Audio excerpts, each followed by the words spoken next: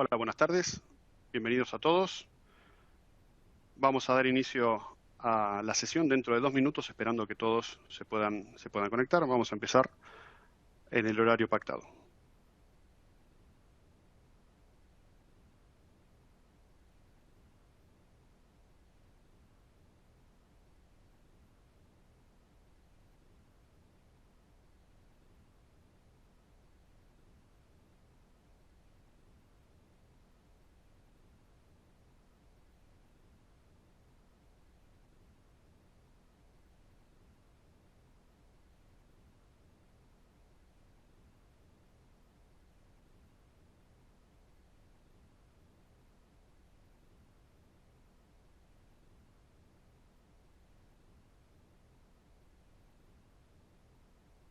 Un minuto más y vamos a dar inicio a la sesión.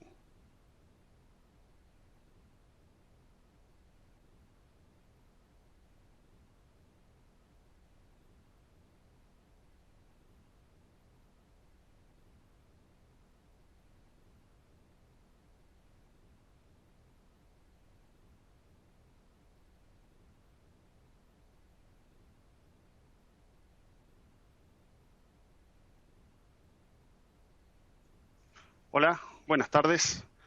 Tengo el agrado de darle la bienvenida a todos nuestros asistentes de los diferentes países de Latinoamérica que el día de hoy nos acompañan en este nuevo evento Rethink Life, la refrigeración hacia la transición verde. Voy a comenzar presentándome. Mi nombre es Javier Korenko-Chmielewski, soy gerente de desarrollo de negocios regional para toda Latinoamérica. Tengo más de 20 años de experiencia en el mercado de aire acondicionado y refrigeración, así como una amplia trayectoria y varias posiciones técnicas y de liderazgo en capítulos vinculados a ASRAE, que es la Sociedad de Ingenieros en Calefacción, Refrigeración y Aire Acondicionado. Ahora bien, ya entrando en el tema de este evento, quisiera comentarles que el sector de refrigeración representa el 8% de las emisiones globales de efecto invernadero. Por este motivo, el Protocolo de Montreal exige la eliminación gradual de los refrigerantes con alto GWP, potencial de calentamiento global, para el año 2050. La realidad es que la industria de la refrigeración necesita hacer algunos cambios bastante significativos para reducir las emisiones de CO2, para lo cual existen 3 principios a tener en cuenta cuando se quiere construir una cadena de frío sostenible. Estos son el desarrollo de competencias, una infraestructura confiable y definitivamente un modelo de negocio sólido. En esta sesión exploraremos cómo construir cadenas de fríos de alta eficiencia utilizando refrigerantes con bajo GWP y adicionalmente cuáles son las tendencias en el mercado latinoamericano. Durante las próximas 2 horas tendremos una agenda muy interesante. Contaremos con la participación de Francesco Lobat, representante de la Agencia Danesa de Energía, quien nos hablará de la perspectiva en refrigeración y el enfriamiento sostenible. Luego pasaremos a la participación de nuestros expertos Danfoss, quienes nos hablarán de las soluciones y tendencias para el fortalecimiento de la cadena de frío. También contaremos con la participación especial del ingeniero Guillermo Sanguinetti de la empresa Falabella, quien nos compartirá sobre su caso de éxito y los beneficios que han obtenido con las soluciones Danfoss. Y para finalizar en este evento, tendremos un panel de preguntas en donde responderemos todas sus dudas sobre los temas abordados. Los invito también a que a través del chat compartan comentarios o preguntas y las estaremos contestando durante la sesión. Ahora sí, sin más preámbulo, comenzaremos con nuestra agenda, dando paso al maestro Francesco Lobat, no sin antes compartir una breve reseña de su trayectoria profesional. Francesco cuenta con una maestría en energías sostenibles para la Universidad Técnica de Dinamarca y es diplomado en Ingeniería Industrial por la Universidad Carlos III de Madrid. Trabaja para el área de modelización de sistemas energéticos del Departamento de Consejería Global de la Agencia Danesa de Energía. Trabaja estrechamente con los países socios, México e India, explorando los potenciales de mitigación de emisiones de efecto invernadero de los diferentes subsectores energéticos. Francesco, te damos la más cordial bienvenida y te cedo el micrófono.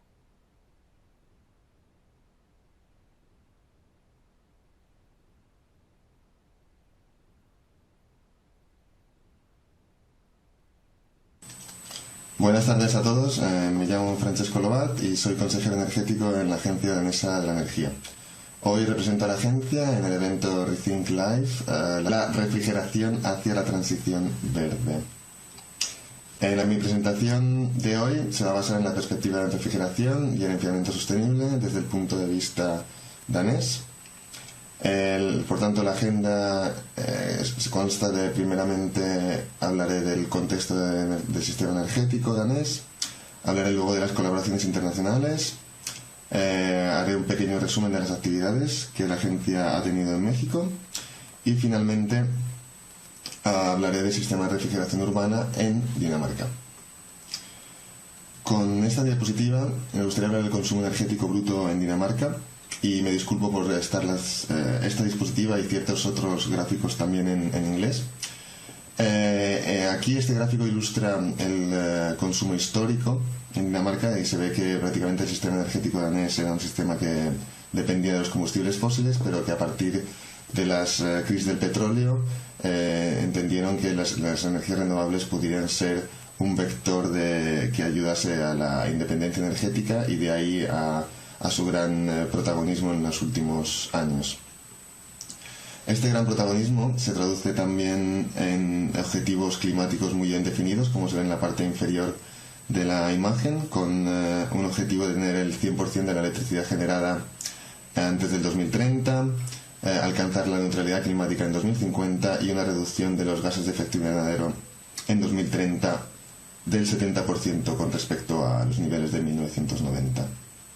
Los resultados, como se ven en la parte superior, de estos objetivos climáticos y políticas han resultado en una gran penetración de las energías renovables en la matriz energética, en la generación de electricidad, 47% solo de viento en el 2021 y luego pues una gran seguridad de suministro con pocas interrupciones en la red eléctrica.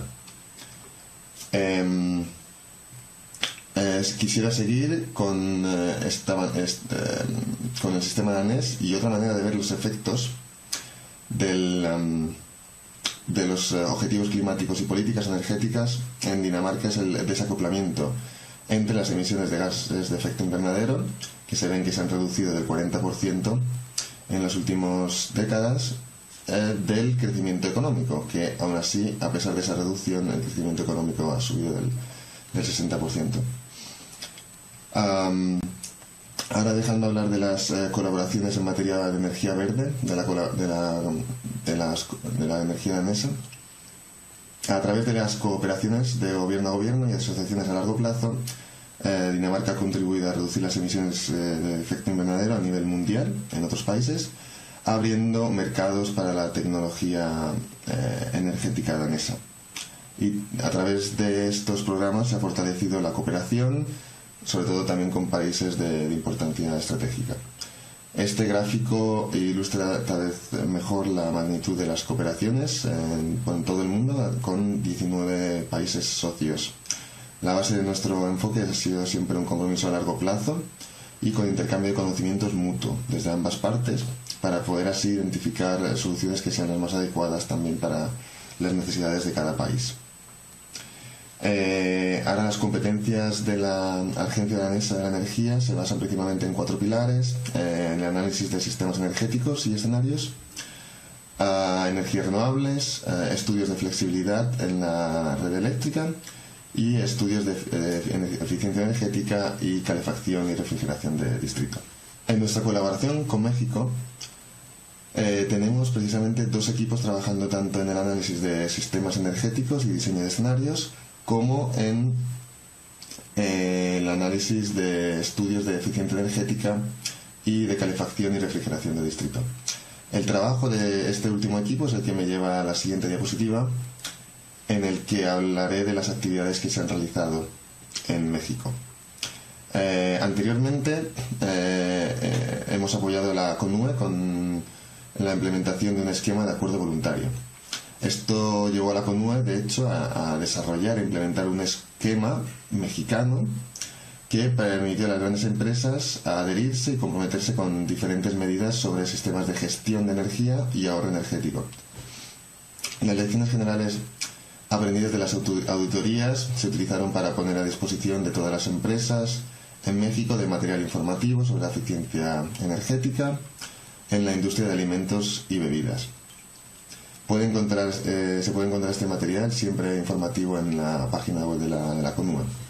La foto que ven a la izquierda, por cierto, es de unos compañeros de la CONUE, de la agencia y otros consultores en una planta de producción de acero en México. De cara al futuro, hemos establecido unas nuevas colaboraciones a nivel estatal, en particular con el estado de Jalisco, donde nuestro socio de colaboración es la Agencia de Energía de Jalisco. En el nuevo programa queremos capacitar a las empresas locales de esos estados en materias de eficiencia energética, sistemas de gestión de energía, y todo esto se llevará a través de talleres, asistencia técnica y trainings.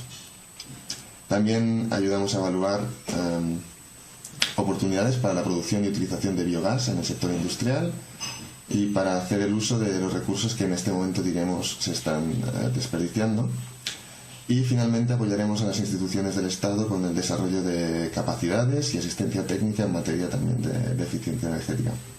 Esto incluye al sector de, por ejemplo, la industria y también la construcción.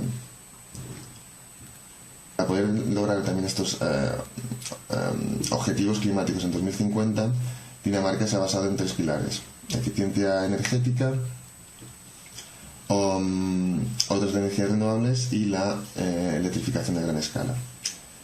La eficiencia energética podría traducirse en bombas de calor de nueva generación y equipos de refrigeración más eficientes.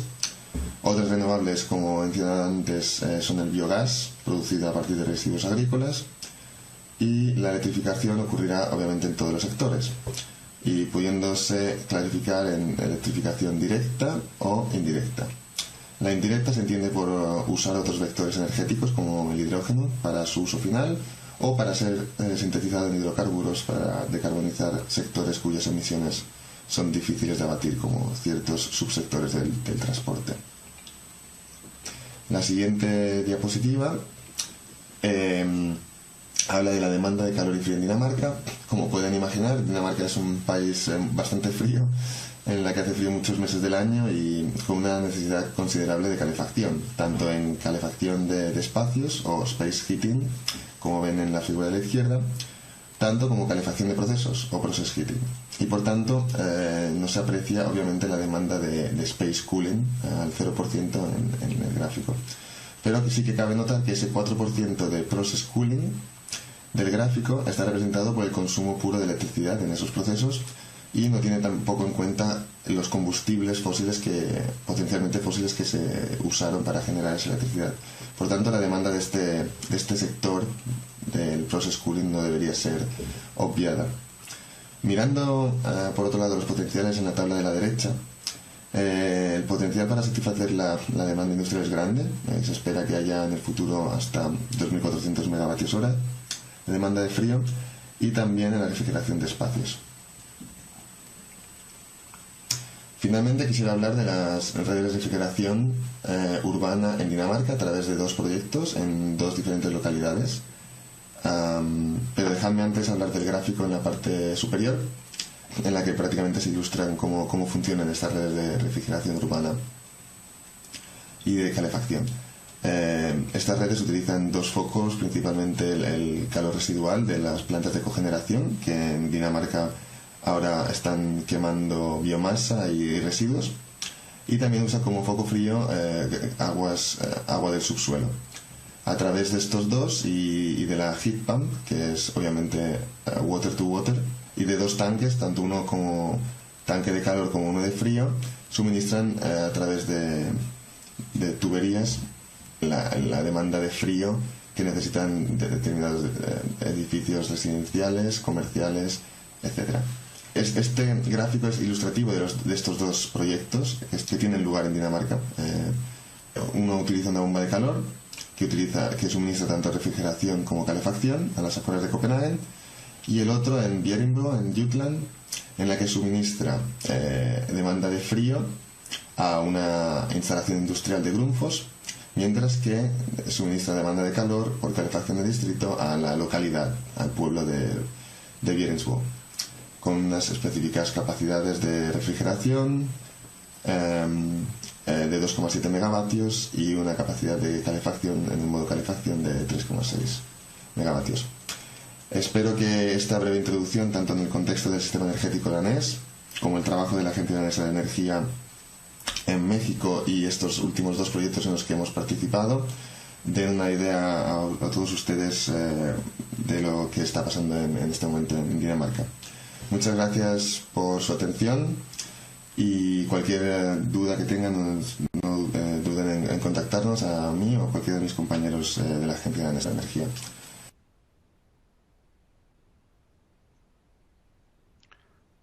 Muchas gracias, Francesco. Has compartido con nosotros información muy interesante y tendencias que sin duda contribuirán con nuestro objetivo. Ahora, dando continuidad con nuestra agenda, daremos paso a nuestros expertos Danfoss, quienes nos hablarán de cómo ayudar al fortalecimiento del desarrollo de la cadena de frío a través de soluciones innovadoras aplicadas a cada eslabón de la cadena. Están con nosotros el ingeniero Roberto Badillo, el ingeniero Eduardo de Castro Drigo y el ingeniero Sonny Martínez. Roberto Badillo es ingeniero en alimentos por la Universidad Nacional Autónoma de México. También participó como profesor adjunto de la materia de Ingeniería de Refrigeración y Congelación de la misma carrera. Cuenta con un diplomado en Desarrollo de Habilidades Gerenciales por el Instituto Tecnológico de Monterrey y desde el 2006 trabaja para el área de ventas en la división Refrigeración Industrial de Danfoss, como gerente de la misma, donde es encargado del desarrollo del negocio de refrigeración industrial para México y parte de Latinoamérica. Además, es miembro del Comité Ejecutivo del Instituto Internacional de Refrigeración con Amoníaco, IAR, capítulo México.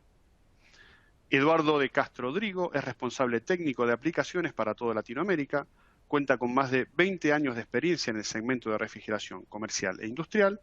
Su carrera está enfocada en la gestión comercial en el mercado latinoamericano con varios logros en ventas, ingeniería de aplicaciones, capacitación y desarrollo de estrategias para identificar y explorar nuevas oportunidades comerciales. También contamos con la presencia de Sonny Martínez, gerente de desarrollo de negocio regional para toda Latinoamérica para Food Retail. Cuenta con una maestría en alta dirección por el IPADE Business School y es ingeniero mecánico administrador por la Universidad Autónoma de Nuevo León. Sonny cuenta con más de 20 años trabajando en la industria de automatización, control de refrigeración, aire acondicionado de supermercados y tiendas de conveniencia. Además, posee amplia experiencia en la implementación de proyectos de ahorro de energía en supermercados de países como México, Brasil, Canadá, Estados Unidos, Chile, así como también de Centroamérica.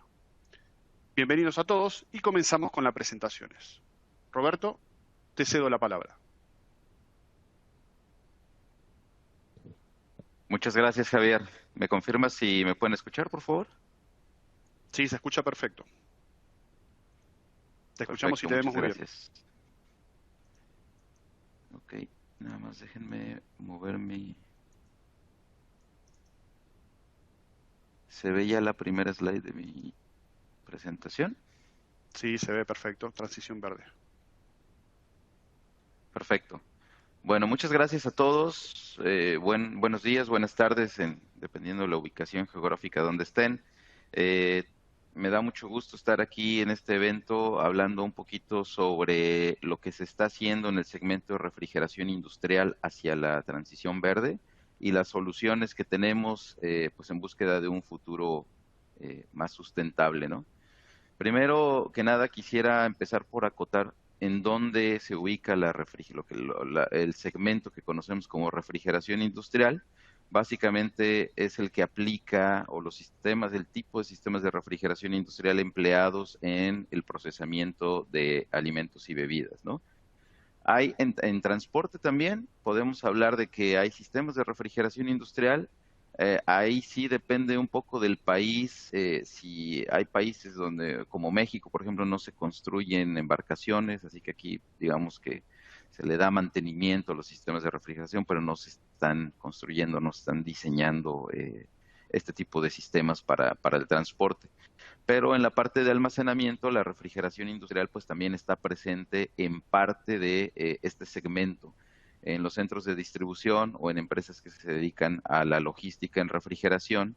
Pues la refrigeración industrial tiene presencia dependiendo del tamaño de del centro de distribución o del almacén. Hay centros de distribución que se resuelven con sistemas de refrigeración industrial, operando con amoníaco como refrigerante o con CO2. Hay otros que se resuelven con sistemas tipo comercial, con racks de refrigeración. Pero básicamente la parte más fuerte está en la parte de procesamiento eh, de alimentos y bebidas, en la industria de alimentos y bebidas. Bueno, estamos hablando de que es una misma industria, food and beverage, pero pues hay muchas vertientes de esta industria. Eh, Estamos hablando de la industria de procesamiento de cárnicos. Ahí tenemos carne de vacuno, de cerdo, carne de pollo, de aves en general. Puede ser, digamos, pavo. En algunos países se consume mucho pavo. Eh, la industria de los lácteos, procesamiento de leche, fabricación de queso, de yogurt, etcétera. Lo que ya hablaba de la transportación marítima principalmente. La industria de bebidas, que es una industria súper grande, acá en México es una industria muy, muy grande, hay cervecerías bastante grandes, embotelladoras de bebidas carbonatadas. Eh, la parte de procesamiento de vegetales y frutas y los almacenes, que ya comentaba, centros de distribución o empresas que se dedican a logística en refrigeración. Comentaba que es una misma industria, pero hay diferentes necesidades. Ahí, dependiendo del producto, podemos tener desde cámaras donde se almacena, digamos, manzana, por ejemplo, acá. eh, y ahí, en ese tipo de aplicaciones, lo que buscamos es conservar la fruta para su utilización dependiendo de las necesidades de consumo. Lo mismo sucede, por ejemplo, para el aguacate o el avocado. Las necesidades son conservar. Normalmente en este tipo de aplicaciones la fruta dura almacenada pues mucho tiempo, meses, dependiendo de cómo se va requiriendo. Las necesidades del sector cárnico son bien diferentes. Aquí en una cierta parte del proceso se busca tener un control de temperatura muy preciso para evitar la merma de la carne, sobre todo en la parte donde la carne está, en la primera parte del proceso, ¿no? En los cuartos caneleros que se les conoce. Eh, la industria en congelación, por ejemplo, las necesidades son muy diferentes. Aquí lo que buscamos es tener las temperaturas lo más baja posible. Esto ayuda pues a los tiempos de congelación y ayuda también a la calidad del producto. Mientras más rápido se congele un alimento, es mejor para sus propiedades organolépticas. En el momento en que ese alimento se va a descongelar, pues pierde menos estructura, pierde menos humedad en la medida en que se congela más rápido, y esto se logra mientras más baja sea la temperatura. Es decir, aquí no nos interesa controlar de manera muy precisa la temperatura, sino que obtenga la temperatura lo más baja posible. No así sucede en cuartos o en áreas de proceso donde hay personal trabajando. Aquí no buscamos tener la temperatura lo más baja posible, sino una temperatura adecuada para el producto, pero también para las personas que están trabajando ahí. Inclusive, pues seguramente en todos los países existen normativas de cuáles son las temperaturas mínimas donde se debe operar, donde debe haber personal trabajando, ¿no? Y en almacenes donde el producto entra con un embalaje, pues sí se busca almacenar el producto en un cierto rango de temperatura, pero no es tan estricto los requerimientos de enfriamiento o de precisión de temperatura como lo puede ser en un cuarto canalero donde hay pues carne sin empaquetamiento, ¿no? Adicional a esto, bueno, a los requerimientos de la industria de alimentos y de los productos como tal, pues existen cambios sociales que impactan de manera significativa en lo que se está haciendo en refrigeración. En los hábitos de consumo de la gente, por ejemplo, o en cuestiones ya más de ámbito social, donde la gente se está concentrando cada vez más en ciudades, además de que las ciudades están, o las poblaciones están creciendo. Es decir, la población crece y además se concentra en ciudades. Y esto tiene un impacto importante o es digamos, es un reto importante para la industria de refrigeración. Obviamente que la eficiencia energética es un punto fundamental. Desde hace algunos años esta industria está buscando hacer los equipos y los sistemas de refrigeración lo más eficiente posible, además de, bueno, los requerimientos en cuanto a que los refrigerantes sean bajos en el impacto ecológico, esto es en la capa de ozono y en el potencial de calentamiento global. Hay una tendencia en la cual se están buscando la utilización de refrigerantes naturales. Aquí quiero señalar que en la industria de refrigeración industrial no es no es un problema al día de hoy, puesto que las instalaciones de refrigeración industrial, la gran mayoría, podemos estar hablando de que arriba del 99% de las plantas de nivel industrial usan amoníaco como refrigerante, que ya es un refrigerante natural. Por lo tanto, esta industria no está buscando refrigerantes naturales, puesto que el que predomina ya es un refrigerante natural. Existe la tendencia a la utilización del CO2 como refrigerante, pero no por esta razón, y esto lo vamos a empezar a comentar un poquito más adelante. Pero básicamente esta industria, pues lo que está buscando es la seguridad en las instalaciones, ya sea para los operadores, tanto como para los operadores como para los productos que se están procesando ahí, la eficiencia y el aprovechamiento energético, que este es un punto muy relevante y está marcando una tendencia fuerte, el aprovechamiento energético, es decir, la energía que ya estamos eliminando de las áreas frías, aprovecharlas, ¿no? Ya lo comentó Lubet en la primera presentación. El uso de bombas de calor en esta industria es una tendencia no tanto para confort o calefacción de áreas residenciales, pero sí para el aprovechamiento del calor que se está removiendo de las áreas frías. En un momento voy a hablar un poquito más al detalle de esto. El ahorro de agua, que es un recurso que es cada vez más escaso. Una parte muy importante del agua que hay en el planeta no está disponible para consumo humano. Y es cada vez más escaso. Y en el caso contrario de la energía, si ustedes tienen una planta de refrigeración que opera de forma ineficiente, bueno, pues ya tocará pagar altos costos de la energía eléctrica. Pero en el caso del agua no es así. En el caso del agua, aunque tengas mucho dinero para pagarla, si no está disponible, pues no vas a poder tener acceso a ella, ¿no?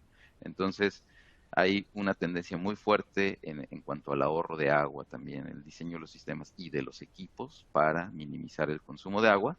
Y claro, también la inocuidad y la calidad de los alimentos, que también es otra tendencia, consumidores más exigentes que requieren de alimentos más específicos. Hay muchos hábitos diferentes de consumo de alimentos y demandan de una gran variedad y calidad sobre todo.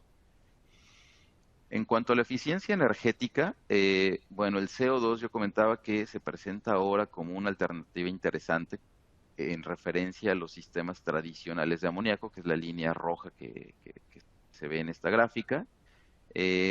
Cuando hablamos de la zona de baja temperatura, que es esta de acá, podemos encontrar que un sistema en cascada amoníaco-CO2 puede ser más eficiente energéticamente que un sistema de amoníaco.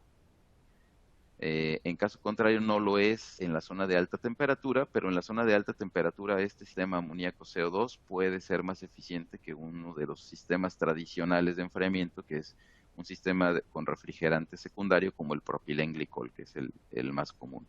Entonces, el CO2 es una alternativa interesante, ya sea en altas temperaturas contra sistemas de propilenglicol o ya sea en bajas temperaturas contra sistemas que operan con amoníaco.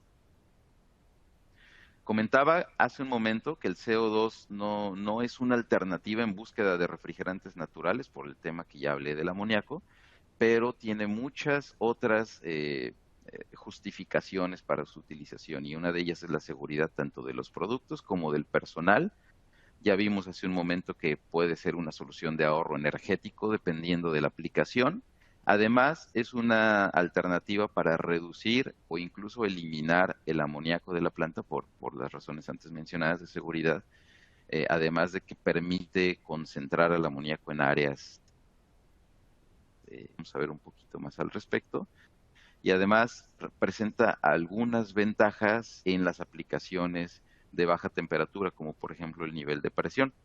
Digamos, en un nivel de temperatura de menos 40 grados centígrados, el amoníaco tiene una presión de vacío, mientras que el CO2 tiene presión positiva, y eso es una ventaja. También los volúmenes del refrigerante a baja temperatura, hablando de amoníaco, el amoníaco tiene un volumen mucho mayor que el CO2, y lo que resulta en tuberías, válvulas, recipientes, compresores más grandes para amoníaco cuando hablamos de baja temperatura que para el CO2. Entonces, estas son, digamos, las justificaciones principales para el uso de este refrigerante en sistemas de refrigeración industrial. Lo que estamos viendo en este momento es un sistema en cascada que opera con amoníaco y CO2.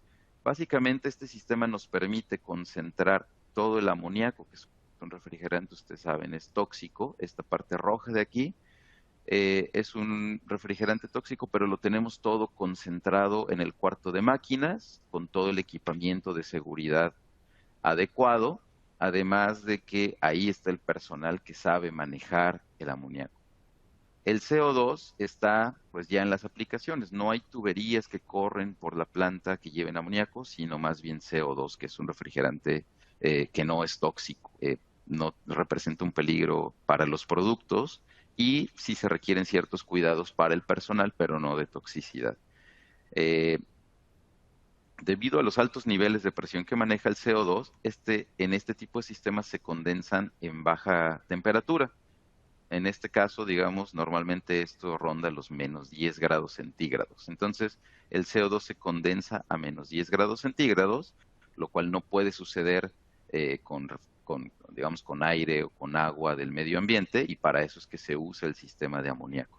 Entonces el CO2, que ya está a menos 10 grados centígrados, pues ya está útil para usar en ciertas aplicaciones de alta temperatura, entre comillas, y ya está listo. Por lo tanto el líquido se bombea a las aplicaciones de menos 10 y se condensa. Entonces en este ciclo, que está como de azul más fuerte, el CO2 solamente se condensa y se evapora.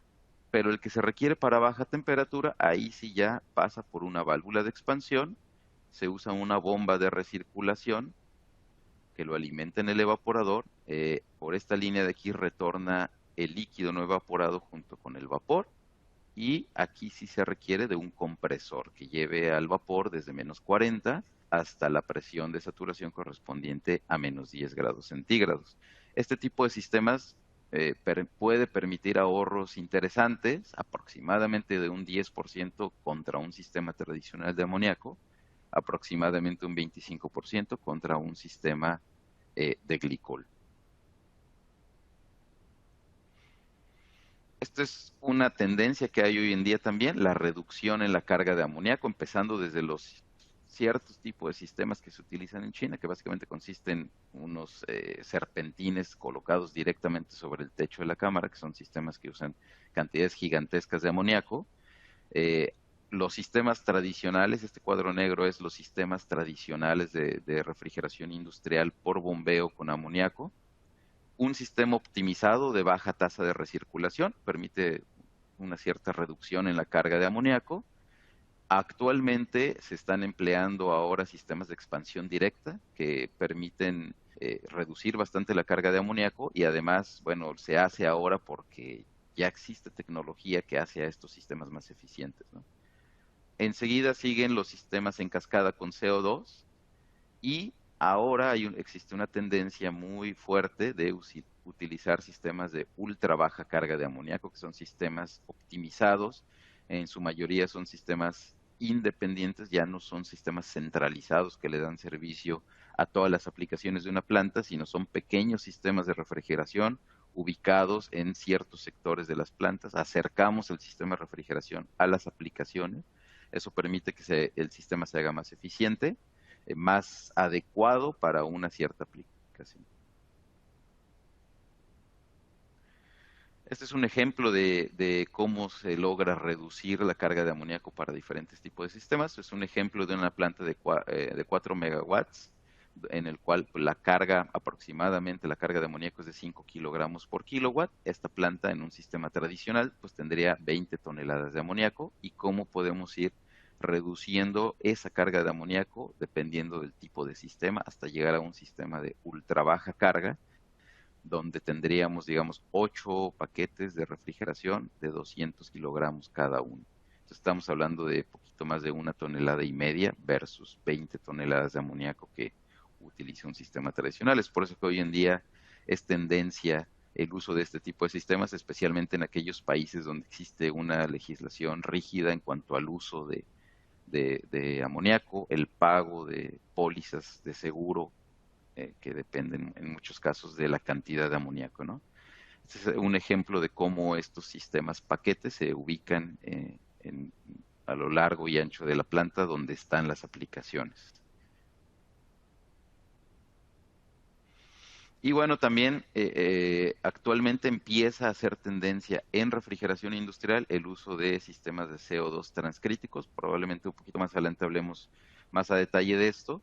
El día de hoy este tipo de sistemas se está usando mucho en tiendas de autoservicio, en pequeños centros de distribución, no tanto así a nivel industrial, pero existe cada vez un interés mayor en el uso de estos sistemas en la industria, ¿no? Este tipo de sistemas maneja presiones mucho más altas, ya demanda componentes de 140 bares de presión. Una tendencia que hay muy fuerte es el del aprovechamiento de la energía y es a través del uso de bombas de calor, lo que comentaba que se mencionó en la primera presentación como para uso residencial. En la industria también hay una tendencia fuerte para su utilización y básicamente consiste en aprovechar el calor que estamos removiendo de los cuartos fríos, de los congeladores, de los andenes, etcétera.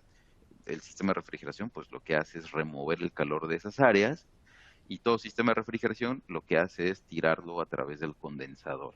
Sin embargo, aquí lo que se busca con este tipo de sistemas es aprovechar ese calor junto con los otros calores del sistema, como el calor del compresor, el calor de rechazo del aceite del compresor, todo eso se aprovecha para el calentamiento de agua. O sea, un sistema de refrigeración tradicional, digamos que ya puede ser considerado como una bomba de calor, pero este tipo de sistema se diseña de forma especial con temperaturas y presiones de descarga de compresores más alta para poder obtener agua a una mayor temperatura. Por ejemplo, este es un ejemplo de un sistema.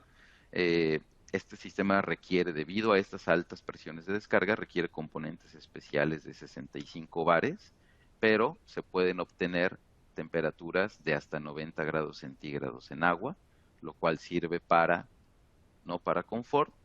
Digamos, en nuestros países latinoamericanos no es que haya mucha demanda de altas temperaturas en confort, pero sí para los mismos procesos como de lácteos, de pistas de hielo, en rastros, en cervecerías, en proceso de aves, donde se usa agua caliente o incluso donde se produce vapor de agua, tener agua hasta 90 grados centígrados a partir del sistema de refrigeración, pues tiene grandes ventajas, siendo la principal de ellas que reducimos el uso de combustibles fósiles. Estamos usando energía eléctrica para la operación de los compresores del sistema de refrigeración principalmente, obviamente de todos los demás equipos, pero principalmente de los compresores, y esa energía eléctrica es la que nos ayuda a remover el calor de las áreas frías y utilizarlo en el calentamiento de agua, ¿no?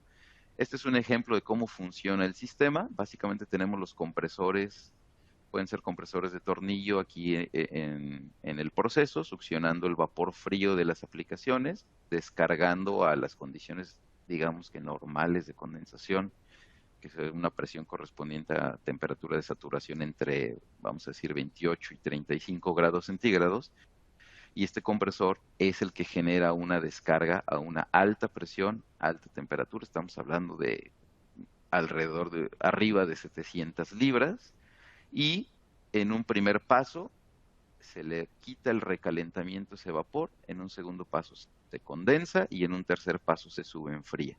Por el otro lado, el agua fría entra en contacto con este amoníaco condensado, posteriormente con el amoníaco que está en proceso de condensación, que es aquí donde está en juego o donde se mueve la mayor cantidad de calor, y posteriormente entra a la parte donde el amoníaco no aporta tanto calor, pero sí está a alta temperatura, y eso es lo que le permite llegar hasta los 90 grados centígrados. Otra forma de hacerlo es en un sistema ya existente, simplemente derivamos una parte de la línea principal de descarga de los compresores, la mandamos a el compresor de alta presión, que es el que va a proveer de gas para el calentamiento del agua, igualmente pues hasta los 90 grados centígrados. Otra tendencia importante pues es la de la digitalización. Esto pues con muchos propósitos en la planta de seguridad, de monitoreo y control de las variables de proceso, del ahorro energético, para minimizar la merma de producto a través de control muy preciso de la temperatura, el control de calidad de los productos y para hacer más eficientes los sistemas. Y para esto, pues en Danfoss tenemos muchas soluciones, desde softwares, desde apps, hasta soluciones de monitoreo, control, sistemas centralizados de control del sistema de refrigeración industrial, hasta sensores que pueden ser comunicados y controlados o configurados vía Bluetooth. Hay también soluciones de ahorro de agua. Existen el día de hoy en el mercado este tipo de condensadores que son tipo adiabáticos que permiten el ahorro de agua. Es una tendencia, por lo que yo les comenté en un inicio. Estos datos son muy relevantes, de que menos del 3% del agua disponible en el planeta es dulce, y de ese 3%, menos del 1% está accesible para el ser humano, porque toda la demás agua está congelada en los polos o está en el subsuelo, inaccesible para las personas. Por lo tanto, es muy poca el agua con la calidad adecuada para consumo humano. Entre todo esto, pues están los sistemas de refrigeración. Por lo tanto, hoy hay una tendencia muy fuerte de utilizar este tipo de equipos para el ahorro de agua. Y finalmente, bueno, estas son las soluciones que nosotros tenemos para todos los sistemas que vieron, desde los sistemas de controles, válvulas para 52 bares que me sirven para un sistema tradicional de amoníaco, un sistema de CO2 subcrítico, la línea que es de 65 bares para bombas de calor, un portafolio de productos que está creciendo cada vez más para 140 bares, que es para los sistemas transcríticos de CO2, hasta lo que es la base de el control, la automatización, la digitalización, todo parte de quien nos va a decir cómo está funcionando el sistema, pues que son todos los sensores de presión, temperatura, detectores de refrigerante, etcétera, las apps, los sensores que ya hablamos, hasta los sistemas de monitoreo y control. Y de ahí pues pasamos a que nosotros digamos que podemos ofrecer todo el control, todos los componentes de control para un sistema de refrigeración industrial, ya sea tradicional por amoníaco, en cascada con CO2, CO2 transcrítico, una bomba de calor, desde las válvulas manuales, válvulas de control, el sistema de detección de amoníaco o de CO2 o de algún otro refrigerante, intercambiadores de placas. Ahora también nuestras soluciones para purga de gases no condensables, que también es un punto en el cual se puede ahorrar energía, removiendo el aire que hay en el sistema, reduciendo la relación de compresión de los compresores y básicamente llevando al sistema de refrigeración a las condiciones de diseño. Y con esta slide termino mi participación. Espero que esta información haya sido de utilidad para ustedes. Si hay preguntas, por favor, déjennosla en el chat. Las vamos a ir contestando poco a poco. Agradezco mucho su atención y te devuelvo el control, Javier. Perfecto, Roberto. Muchas gracias. Para continuar, le daremos la palabra al ingeniero Drigo. Eduardo, el micrófono es tuyo. Hola a todos, buenas tardes. Muchas gracias por la participación.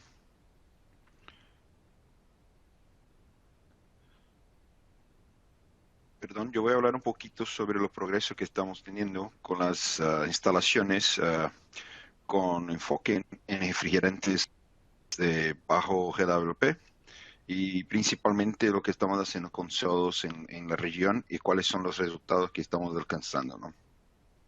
Entonces, una pequeña agenda para hoy, ¿no? Entonces, primero voy a practicar un poco sobre de cómo reducir, ¿no? O cómo trabajar mejor con los refrigerantes con bajo de GWP y cómo podemos mejorar incluso su eficiencia. Hacer unas comparativas de soluciones de bajo GWP para cadena del frío.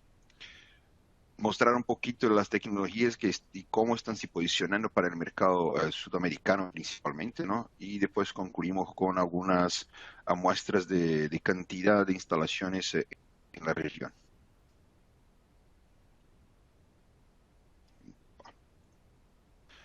Mira, básicamente los refrigerantes no los refrigerantes básicamente de bajo GWP, ¿no?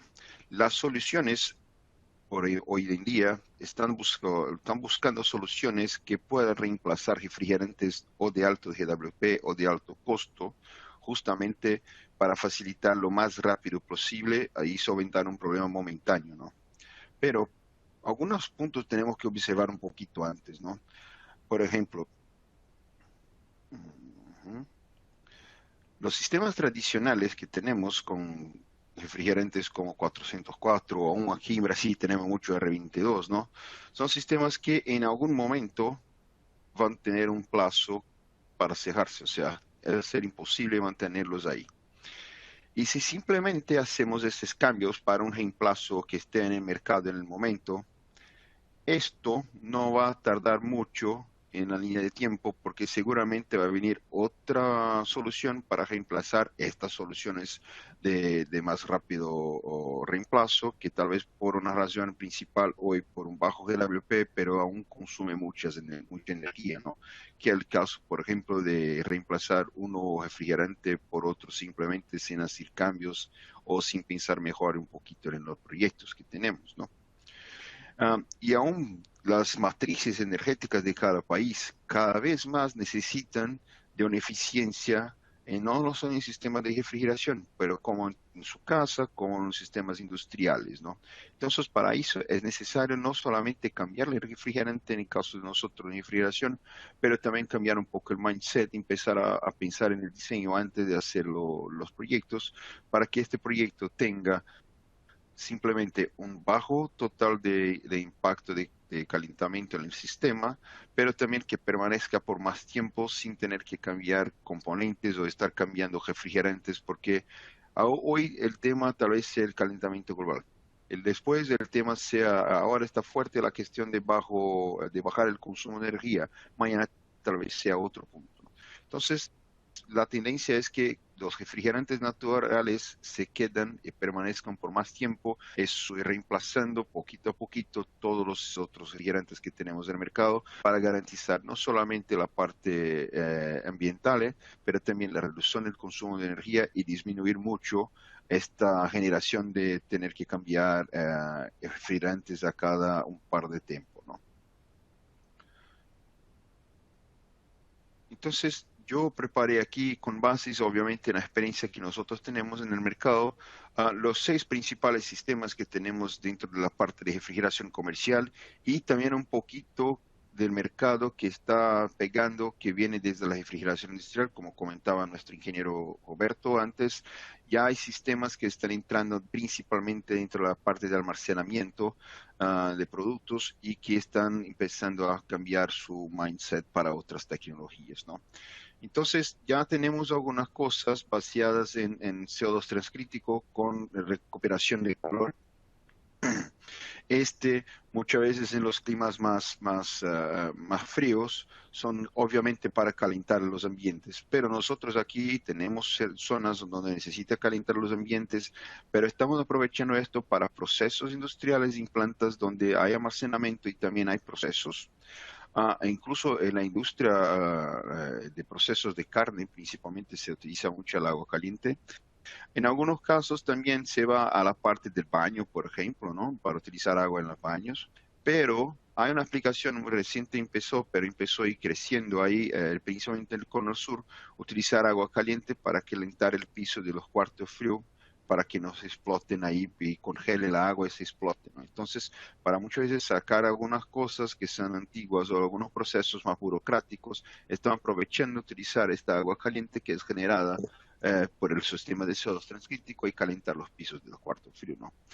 Entonces aquí yo hago una pequeña comparación de algunos puntos que son claves en el mercado para que una tecnología se sustente más tiempo y también sea implementada más rápido dentro de un mercado, ¿no? Entonces, con base en esta aplicación, la primera aplicación, los costos aún son un poco más altos, entonces la inversión inicial genera un poco de costo y con eso también por tener un alto nivel de control, justamente para a veces por tener cosas en conjunto y también las altas presiones, la complejidad del sistema se queda más alto. Pero como eso ya aún está en el mercado, pero obviamente sigue en las manos principalmente de los OEMs, la preparación del mercado no está lista todavía. O sea, no está 100% lista para absorber este tipo de tecnología. Y obviamente, consecuentemente, claro, no, la madurez técnica también va por el mismo camino. Pero en términos de costo total del ciclo de vida y consecuentemente la eficiencia energética es los sistemas que pueden generar lo mejor performance posible, ¿no?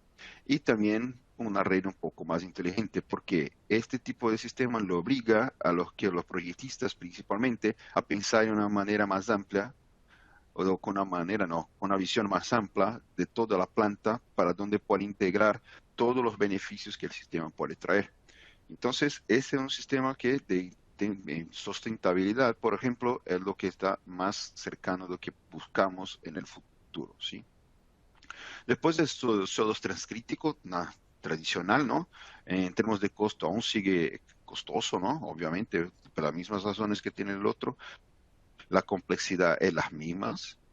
La preparación del mercado de madurez también sigue lo mismo modelo porque sigue en la mano de los OEMs, porque aún no es una cosa tan impactante, pero si viene creciendo. La eficiencia energética por no tener integración con otra parte y su red inteligente, ahí no es 100% aprovechado, ¿no? Entonces aún tiene un gapcito con ese tipo de sistema.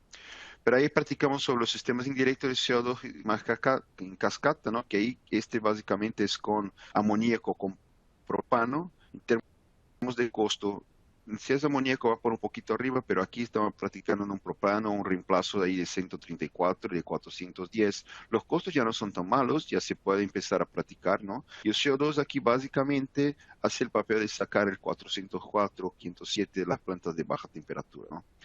La complejidad sigue un poco más alta porque tiene que tener coordinación con los sistemas de arriba y muchas veces con los evaporadores, ¿no? Entonces, aún tiene un poco de complejidad, pero el mercado no sé si está preparado todavía para esta utilización porque aún es muy restricta, principalmente en plantas de refrigeración pesada, ¿no? Como industrial, por ejemplo. La madurez técnica creo que es la misma, por ejemplo, porque ya hay muchas cosas indirectas con otros sistemas y los técnicos tienen condiciones de ejecutar, ¿no? No es tan compleja así como un sistema que está empezando ahora. Y en términos de eficiencia energética, ahí tiene sus lados positivos y negativos porque lo va a depender de que va a poner la parte de alta, ¿no? Entonces, esta evaluación está con bases lo que son los fluidos halogenados o los reemplazos de 134 y 410. Pero no tiene tanta integración con la planta de alguna manera, entonces como red inteligente nos trae mucho beneficio, ¿no? Pero ahí la parte donde está creciendo mucho en el supermercado para sacar ahí la cantidad de refrigerante que está dentro de la tienda es los sistemas indirectos con glicol y una otra cascada, ¿sí? Entonces si haga un chiller para hacer enfriar el glicol, y glicol se va a los evaporadores, ¿no? Esto sí, no tiene también tantos costos. Es un poco complejo porque sigue aún con la coordinación de los sistemas, pero el mercado sí está un poco más preparado que, por ejemplo, la cascata con amoníaco o con propano. La madurez técnica, principalmente ahí baseada en Brasil, Paraguay, Argentina, sí, ya está muy preparada para eso, ya vienen desde muchos años con eso, ¿no? Pues la parte de costo total de investimento, el ciclo de vida de la planta y obviamente la eficiencia energética no es tan satisfactorio cuanto los de CO2, pero es mejor lo que la expansión directa que tenemos hoy. Y la red inteligente, así como la otra parte, no es tan interesante, ¿no? Porque no hay tanta integración con las plantas. Las unidades plugins, ¿sí? Que son los autocontenidos, básicamente no tiene un costo alto, no tiene complejidad, La preparación del mercado está buena. Madurez técnica sigue la misma porque son sistemas muy cercanos de las neveras que ya tenemos desde mucho. Pero en términos de eficiencia energética y también de integración con los sistemas o la planta, es casi cero en la mayoría de ellas, ¿no?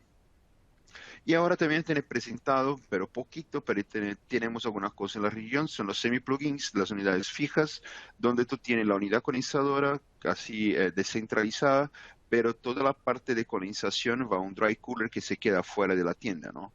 Entonces, en tema de costos se queda un poco más costosa, obviamente, que los plugins solo, pero la complejidad empieza a subir un poco porque no puede dejar que pase algo con el dry cooler, porque si no se afecta toda la tienda. Y la preparación del mercado, como aún no está tan difundido, no tiene tanta preparación del mercado y tampoco madurez. Pero la eficiencia energética es un poco mejor porque en la mayoría de las veces tú sacas el calor de la tienda y no perjudica ahí el aire acondicionado que tiene, ¿no? Entonces, ahí también no hay una manera de integrar esto en la planta, aunque tú tengas que usar el calentamiento para dentro de la tienda, ¿no? Entonces, básicamente miramos dos puntos aquí para que podamos soportar a los clientes en las tomadas de decisiones, ¿no?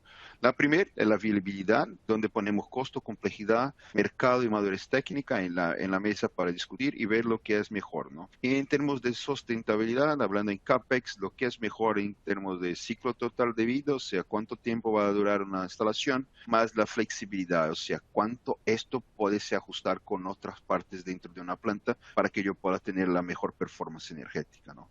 Entonces, con bases en esos dos puntos, yo hago una inicial que, hablando de un largo plazo, que se sustente por más tiempo, lo que tiene la viabilidad más rápida, la parte de CO2 transcrítico tal vez sea lo que pueda soportar por más tiempo en el mercado y traer un ahorro de energía y sostener unas plantas por más tiempo, pero en términos de viabilidad va a tardar mucho o aún está tardando mucho para empezar, de verdad. Pero, por ejemplo, si tú pegas los plugins fijos, ¿no? Si te adiciona el aire acondicionado incluso, la viabilidad es más rápida, pero en términos de largo plazo no se sostiene, ¿no? Hablando un poquito sobre las partes de indirectas, tanto de CO2 cuanto de glicol, CO2 se queda un poco más sustentable porque tiene fluidos refrigerantes naturales, pero otra vez, por la madurez del mercado, tal vez el tiempo para implementarse aún se queda un poco más largo que, por ejemplo, la parte de glicol, que es más fácil y ahí es más común justamente porque está más cercano con los aire acondicionados prediales, ¿no? Los semi-plugins sí, tal vez tarda un poco para entrar, pero no se sostiene tampoco, se queda siempre en medio del camino aquí, entonces tal vez esta no sea tan viable o no sea tan aceptable para la región, por eso no se ve mucho aún. Y los sistemas de CO2 booster tradicionales, ese sí, son los que tienen la viabilidad más cercana porque tienen menos complejidad y también se puede permanecer por más tiempo, ¿no? Entonces, con base en eso, empezar a explicar un poquito la diferencia, ¿no? Ese es el sistema booster tradicional que tenemos con compresión paralela. Tenemos más de 7.000 sistemas como este alrededor del mundo. De compresión paralela, solamente en Europa tenemos más de 500 sistemas ahí listos. Solo en la parte sur de Europa que quiere un sistema de compresión paralela. Solo para explicar ahí un poco más rápido, con una visión un poco más general, cuál es la diferencia. Un sistema booster, o sea, la parte de baja está descargando la parte de media, es un sistema en serie, y después se va a la parte de enfriamiento y condensación, ¿no? Pero lo que pasa, en algunos climas, donde se queda más frío, esta válvula que hace la expansión y los cambios de fases de CO2 muchas veces se queda abierta y eso genera mucho vapor aquí en el recibidor porque está más abierta. Entonces, no logra cambiar de fase 100% el CO2, aún sigue en vapor. Entonces, por cuenta de eso, muchas veces este vapor se va a los compresores de media y el compresor de media tiene que bajar ahí de alta presión, que es el vapor que está en el recibidor, hasta la presión de los evaporadores. Entonces, con eso se gasta mucha energía en climas a veces muy calientes, donde no puede sacar totalmente el calor que genera aquí en la descarga, o en climas aún no tiene muchos cambios o variaciones de temperatura que se genera mucho, va a quedar mucho tiempo abierto, ¿no?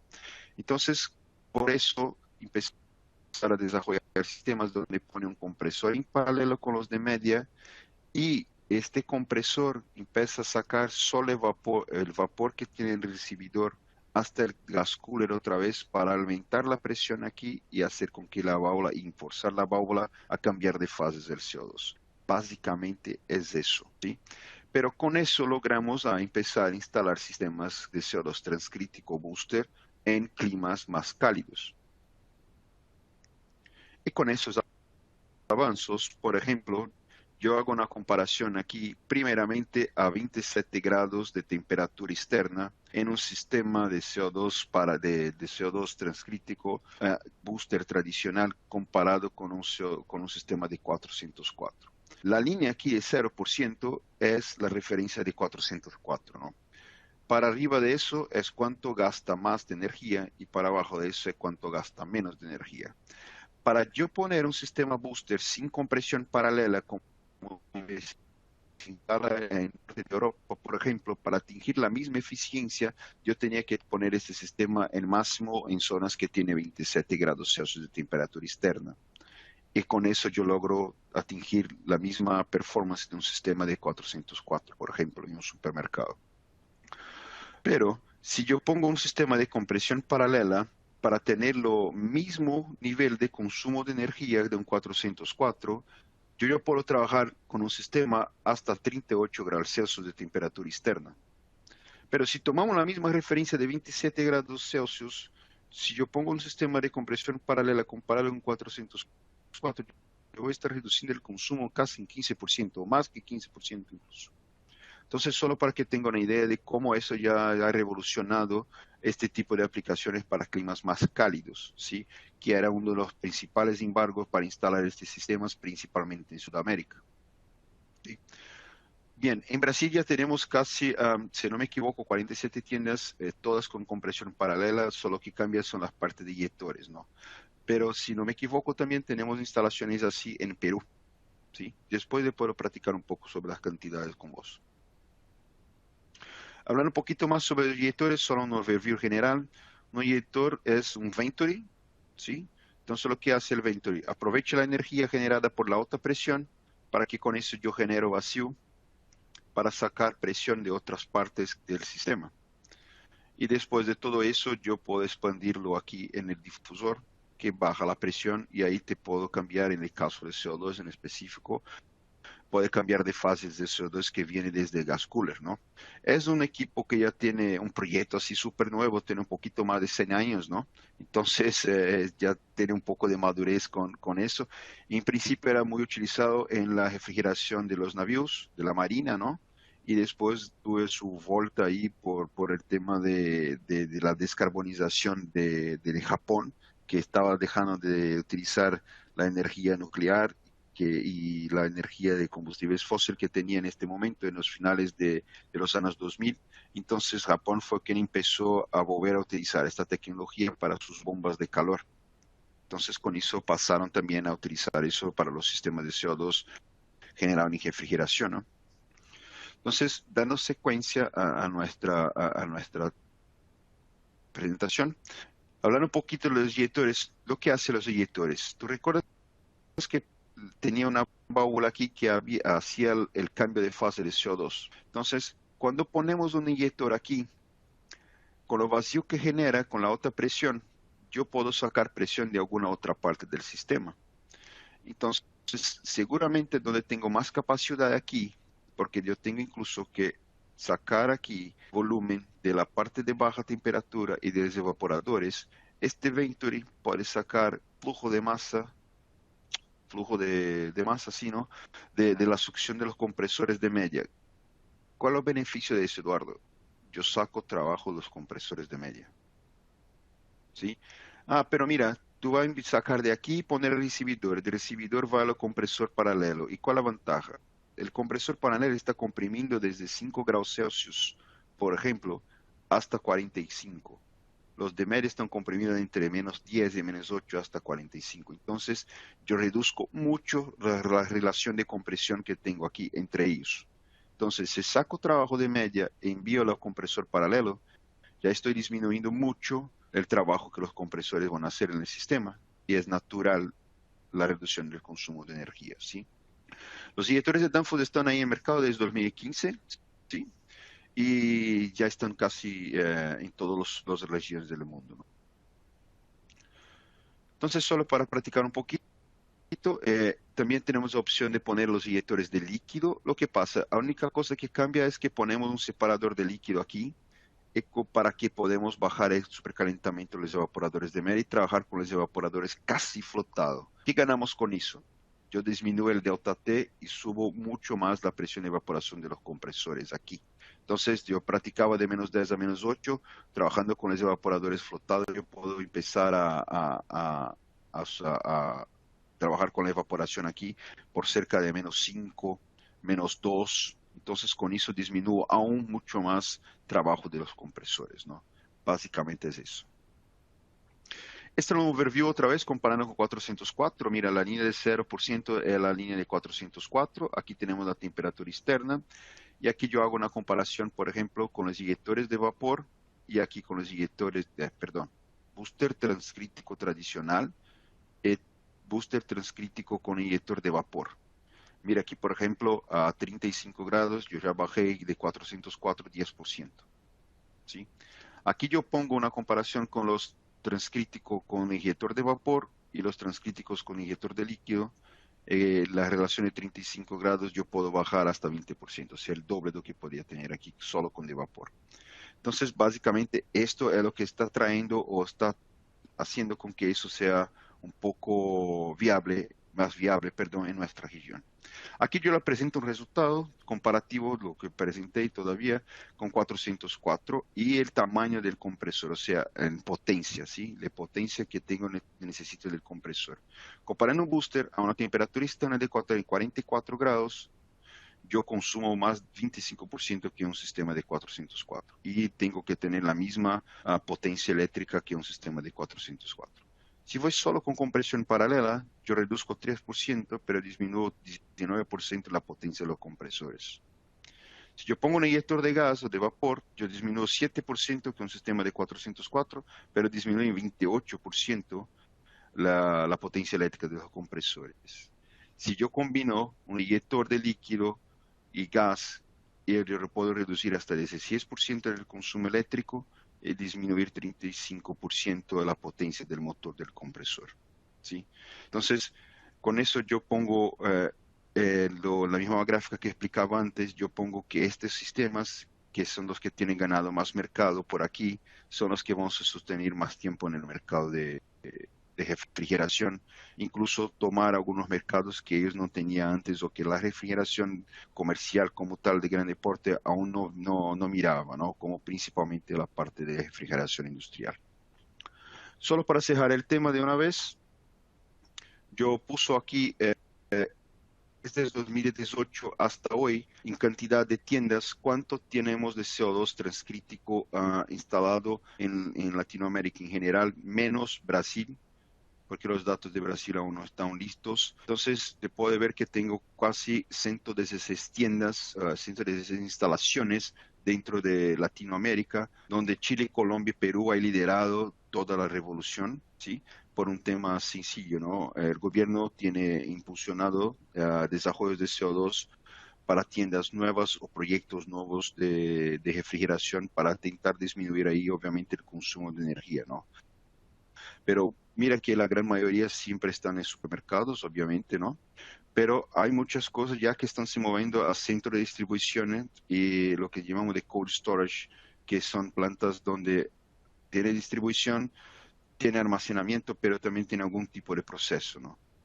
Pero de una vez, supermercados aquí en Latinoamérica principalmente están cambiando la clave de su mindset para los CO2 transcríticos, ¿no? Señores, con gusto, muchas gracias por el tiempo. Paso la palabra a Javier. Muchas gracias, Eduardo. Un tema realmente apasionante. Continuando con esta serie de disertaciones, a continuación, el ingeniero Sonny Martínez. Sonny, el auditorio es tuyo. Buenas tardes, y buenos días, dependiendo del horario donde se encuentren. Bien, pues muchas gracias. Vamos a comenzar con mi tema. Yo preparé un poquito algo para platicar acerca de la perspectiva de una manera de por qué es esta necesidad de estar impulsando tecnologías nuevas, principalmente de refrigerantes naturales, y ver, digamos, lo que está ocurriendo en el mundo y cómo esto afecta, digamos, muy particularmente a la industria del retail. En la parte de retail, lo que conocemos como supermercados, principalmente, tanto de tamaño pequeño como tamaño grande, existe un tema importante y como una parte fundamental de la digitalización, existe la necesidad, digamos, de tener soluciones más sustentables, ¿no? Cada vez los supermercados de hoy en día cuentan con partners de tecnología como Danfoss y varios más para poder llegar a tener mayor ahorro de energía y además tener un menor impacto en la operación, ¿no? Y tener realmente un negocio que sea sustentable. Hoy por hoy, digamos que en el tema de los supermercados se pueden llegar a tener alcances de hasta un 30% de ahorro de energía en la parte comercial y un 20% en la parte de la industria, ¿sí? Y bueno, también hay varias situaciones que están pasando, no solamente es el tema de los refrigerantes naturales, sino también un tema de la digitalización, que es básicamente el poder ir implementando diversas tecnologías para poder ir aprovechando la información que se genera de la operación de los equipos de refrigeración. Pero bueno, antes de entrar a este tema, me gustaría mencionar un poquito qué es lo que está ocurriendo en el mundo. De hecho, ahorita existe mucha información al respecto, por lo cual los invito a que, si ustedes quieren, pueden investigar. Y tenemos un tema, el tema de los objetivos basados en ciencia, ¿verdad? Vamos a hablar un poquito de cómo está este tema y por qué es importante. El tema de la descarbonización en general para cualquier industria, no solamente para la industria, digamos, industria de refrigeración en general, sino para el retail o para los supermercados, es muy importante porque hoy por hoy ya se considera que así como hay otras estrategias de negocio, cualquier empresa que no tenga la sustentabilidad como un tema fundamental en el modelo de negocio de la empresa, pues va a llegar a ser obsoleta, ¿no? Es importante poder buscarlo. ¿Y por qué? Porque básicamente se hicieron unos acuerdos globales que lo que se busca es ir reduciendo los gases de calentamiento global y de efecto invernadero. Y lo que se puso básicamente es con la mejor información que se contaba en ese momento, por la parte de la ciencia se establecieron unos objetivos y un presupuesto real de carbono que se tiene que cumplir. Y esto es obviamente los países líderes, digamos las grandes potencias, lo establecieron, y también los países que estamos en proceso de desarrollo o que ya estamos alcanzando niveles de desarrollo, pues también queremos buscar y aspirar a eso, ¿no? Entonces, este presupuesto de carbono básicamente se definió de una manera estable y lo que se busca es que a partir del 2022 y 2023 se puedan empezar a cumplir cuotas de descarbonización que permitan tener un efecto positivo en la temperatura de calentamiento global. Y es decir, poder llegar a parar, digamos, el incremento de los grados que se estaba teniendo en años anteriores. Entonces, en lugar de tener nada más un concepto muy subjetivo, se establecieron lo que se conoce en inglés como Science-Based Target o objetivos basados en la ciencia, donde realmente ya se establece muy puntualmente lo que se está buscando y se da se establece, digamos, una manera práctica y definida, estándar, y que podamos todos ponernos de acuerdo sobre lo que se tiene que hacer. Entonces, esto implica que todas las empresas en su modelo de negocio pues tienen que buscar que, digamos, todas las actividades que tengan al final tengan un efecto cero en el incremento de carbono. Es decir, si tú produces un producto o si tienes un modelo de negocio que puede llegar a consumir recursos naturales, antes solamente bastaba con compensarlo con otras actividades como bonos de carbono o alguna otra cosa, y digamos de alguna manera así es como se estaba manejando. Con los Science-Based Targets básicamente se define ya realmente que no es suficiente eso y que realmente todo el proceso del negocio tiene que estar de alguna manera sustentable, y que realmente se busque. Entonces, los Science-Based Target o los objetivos basados en la ciencia realmente nos dan una pauta definida sobre lo que las empresas tienen que lograr para poder tener, reducir realmente el efecto negativo de las emisiones que tengan de gas invernadero, ¿no? Entonces, para eso se definió en una empresa diferentes alcances. Se considera que la empresa como un ente, donde tú tienes, digamos, la operación inicial, ahí existen algunos conceptos de consumo y hay, digamos, lo que se define como actividades río arriba, o en inglés se llaman upstream activities, que son básicamente todas aquellas actividades que la empresa hace hacia su cadena de suministro, es decir, hacia sus proveedores, hacia la parte, digamos, de materias primas o de lo que requiere para su operación. Eso, digamos, que son lo que se consideran como actividades de río arriba. Y luego tenemos lo que son actividades de río abajo, que estas son actividades que la empresa hace hacia sus clientes, ¿no? Básicamente esa es la operación volcada hacia el frente en cuanto al ofrecimiento de productos y servicios. Entonces, los alcances que se definieron con estos Science-Based Targets, básicamente lo que busca es que la empresa eventualmente, a partir del año, obviamente ese es un proceso gradual, no se busca que sea inmediato, pero que a partir ya de este año y los años subsecuentes empiecen a tener, digamos, enfoques de alcances donde se busca que primero el alcance número 1 es que tanto hacia lo que es la empresa en la compañía y los autos que utilice, ya por lo menos ya ahí tengan un efecto positivo. Entonces, ya existen empresas, por ejemplo, de la Fortune 500, ya están comenzando a hacer decisiones donde están, digamos, cambiando toda su flota de autos a autos eléctricos. Ese es, digamos, que es el primer paso que se busca. El segundo paso que se busca es que en el alcance 2 es que en la operación de la empresa todas las partes energéticas, todos los flujos energéticos, digamos, se vayan reduciendo y que tengan un efecto, que no tengan o tengan el menor efecto negativo hacia lo que es las emisiones de gases nocivos. Y eso, cuando hablamos de flujos de energía, estamos hablando de energía térmica, energía eléctrica, energía de vapor, etcétera. O sea, básicamente incluye todo, no solo la parte eléctrica, sino también la parte de frío, la parte de calefacción, aire acondicionado. Entonces, lo que se busca es que obviamente sea el menor consumo posible y que tenga el menor efecto adverso. Y ahora bien, en la parte de actividades río arriba, pues existen diferentes conceptos que también se busca, que son lo que sería el alcance 3. El alcance 3 ya, digamos, empieza a tocar otros aspectos. Ahí entra, por ejemplo, los activos que se tengan rentados, donde se rentan y que tengan un efecto también que se suma, digamos, al efecto positivo o negativo que tenga la empresa. La parte de transporte de materias primas, lo que son las actividades de manejo de combustibles y energía, la parte de los bienes de capital, es decir, las maquinarias, lo que consumen las maquinarias, los viajes de negocio, es decir, el efecto negativo por los viajes de negocio y el uso de aerolíneas, el transporte de los empleados, es decir, la parte de commuting o transporte de los empleados también. Obviamente, si tenemos muchos empleados y todos tienen un carro individual, pues eso también tiene un efecto negativo. Entonces, lo que se busca en estos alcances es que realmente se incentiva a la empresa a realmente buscar a reducir toda la cantidad de las emisiones. Y finalmente, la parte de los productos y servicios que se adquieren para construir, digamos, el producto o servicio que la empresa proporcione hacia sus clientes.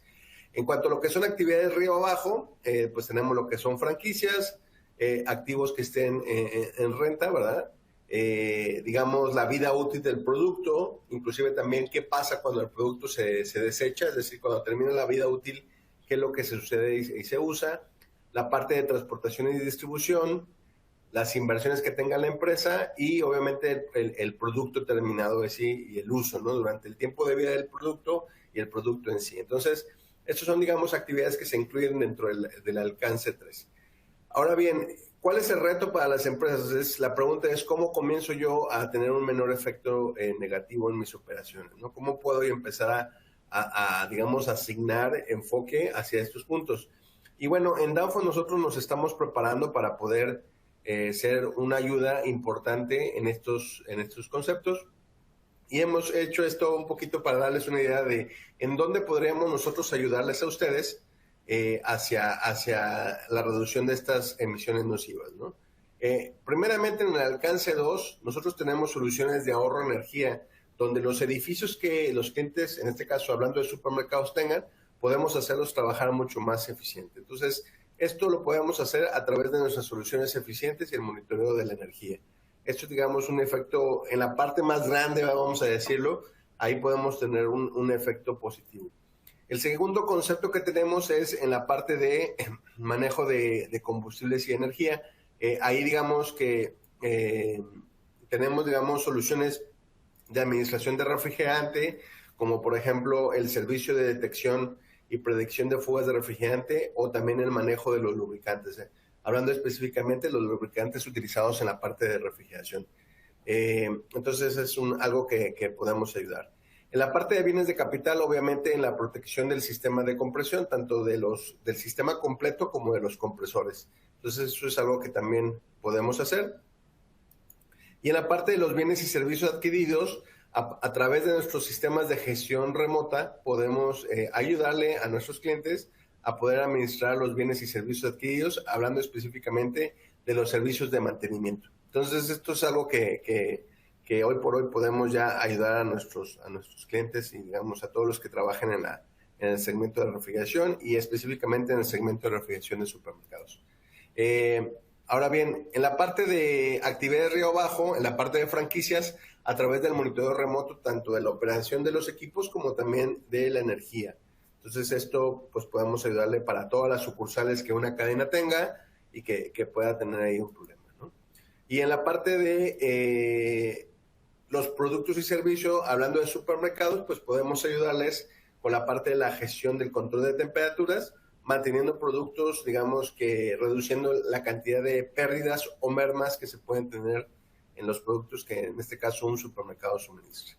Entonces digamos que son las maneras. Entonces si se fijan, existen varios puntos donde Danfoss podemos ayudarles y es cuestión realmente de tener este enfoque y con esto pues ya las empresas podrían ir comenzando a ganar digamos que beneficios en cuanto a acercarse a una metas de sustentabilidad.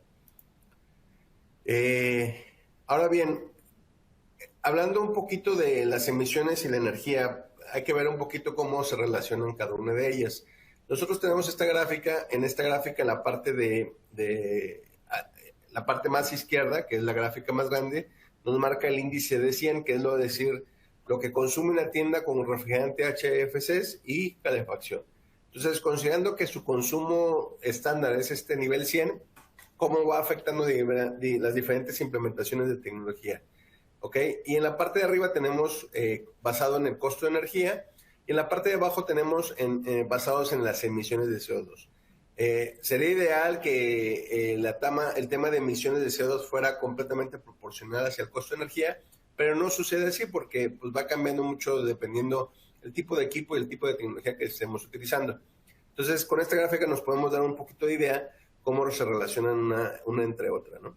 Entonces, poniendo, digamos, tecnologías como la tecnología que tiene Danfoss, que es la administración adaptativa de líquido refrigerante para CO2, podríamos bajar de un índice de 100 hasta un índice aproximadamente de 82% más o menos, es decir, quitarle un 18% del consumo de energía. Si ese sistema, nosotros podemos poner un sistema de recuperación de calor que se utilice para agua sanitaria, es decir, para el uso de agua sanitaria calefactada para el supermercado, podríamos bajarle un 6% más aproximadamente.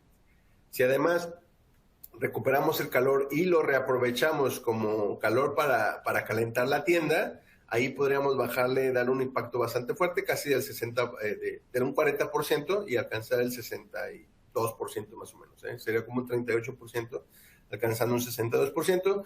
Y si además esta calefacción, que como ocurre en Dinamarca, como vimos anteriormente, que se puede llegar, este calor también se puede repartir hacia otros edificios, pues ahí podremos bajar el índice hasta un 40 casi un 50%, ¿no? Y así sucesivamente, según las tecnologías que vayamos implementando, podríamos ir llegando hasta un nivel de un 20%. Es decir, una tienda de supermercados donde su índice es 100, si estamos hablando de que fueran, no sé, alrededor de unos 200,000 kilowatts mensuales, podríamos llegarlo a hacer una fracción de hasta un 20%, es decir, bajarlo hasta un 40%. Obviamente, en función de la implementación de la tecnología, aumenta, digamos, un poco la complejidad y un poco el costo, pero, digamos, sí podríamos estar reduciendo mucho el impacto ambiental y el impacto de energía que tuviéramos en esta tienda. De la misma manera, en el tema de CO2, pues también las tecnologías distintas pueden ir bajando la intención, ¿no?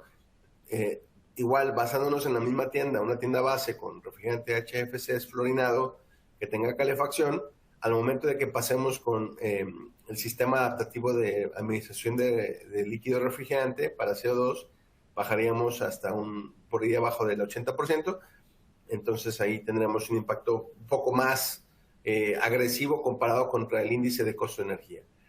De la misma manera, si recuperamos el calor para el uso sanitario en la tienda, podríamos tener casi igual lo mismo, ¿no? Bajaría un poquito menos en cuanto a emisiones de CO2, y ya si lo hacemos para calefacción del sitio, podremos estar cerca del 60% del índice, y así sucesivamente, inclusive hasta poniendo paneles solares, podríamos llegar hasta un 20%. Entonces, estas son, digamos, un poquito de cómo va impactando las diferentes tecnologías que tenemos disponibles.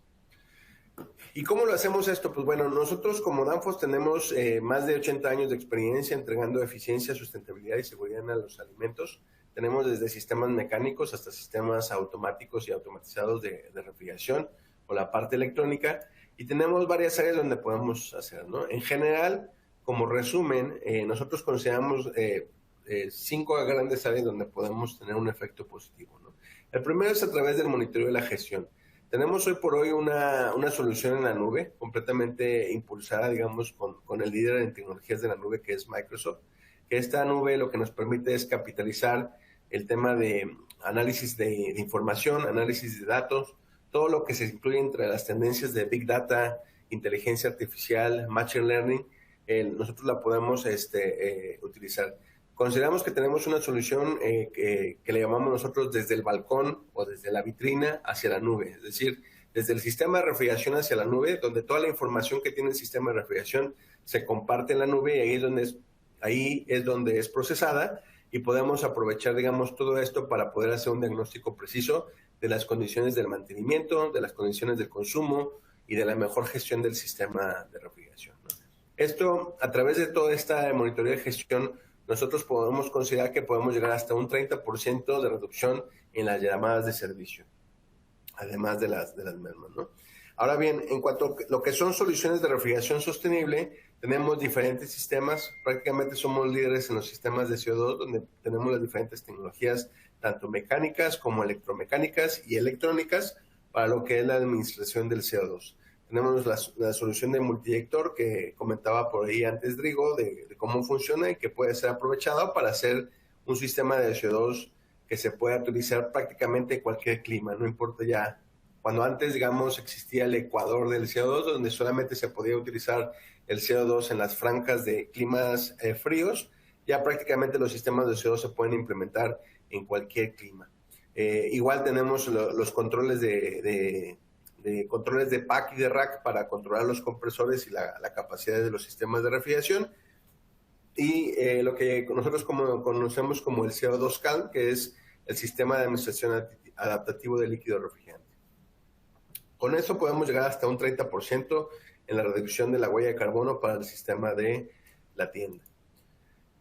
Y luego tenemos otras 3 tecnologías, que es en la parte de control de balcones o la parte de control de vitrinas, según como le llamamos en la región. A cada quien le llama de diferentes maneras. Tenemos soluciones de control de válvula de expansión electrónica para los evaporadores, con soluciones como el sobrecalentamiento adaptativo y aplicativos para poder hacer su mejor monitoreo. Con eso nosotros podemos llegar hasta un 12% de ahorro de energía comparado con cualquier tecnología que exista de válvula de expansión electrónica o electromecánica, ¿no? Bueno, si comparado con la electromecánica puede llegar hasta un 38%. Entonces, estos son 12% a más de cualquier tecnología electrónica. En la parte de integración de aire acondicionado con nuestros sistemas de automatización, tenemos diferentes tecnologías como la recuperación de calor, los sistemas de paquetes múltiples, o inclusive la aplicación de compresores Danfoss Turbo Core de levitación magnética, que nos permite tener hasta un 90% de la reducción del de los costos de calefacción. Y finalmente, todo esto conectado con energía inteligente, podríamos llegar a tener una tienda con impacto prácticamente cero, ¿no? Con un cero efecto en la huella de carbono.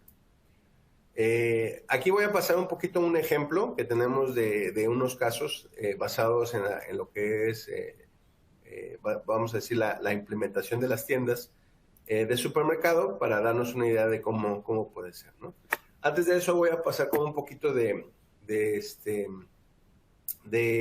conceptos básicos de cálculo. El índice TEWI básicamente es el índice que nos dice cuál es el efecto real de un refrigerante.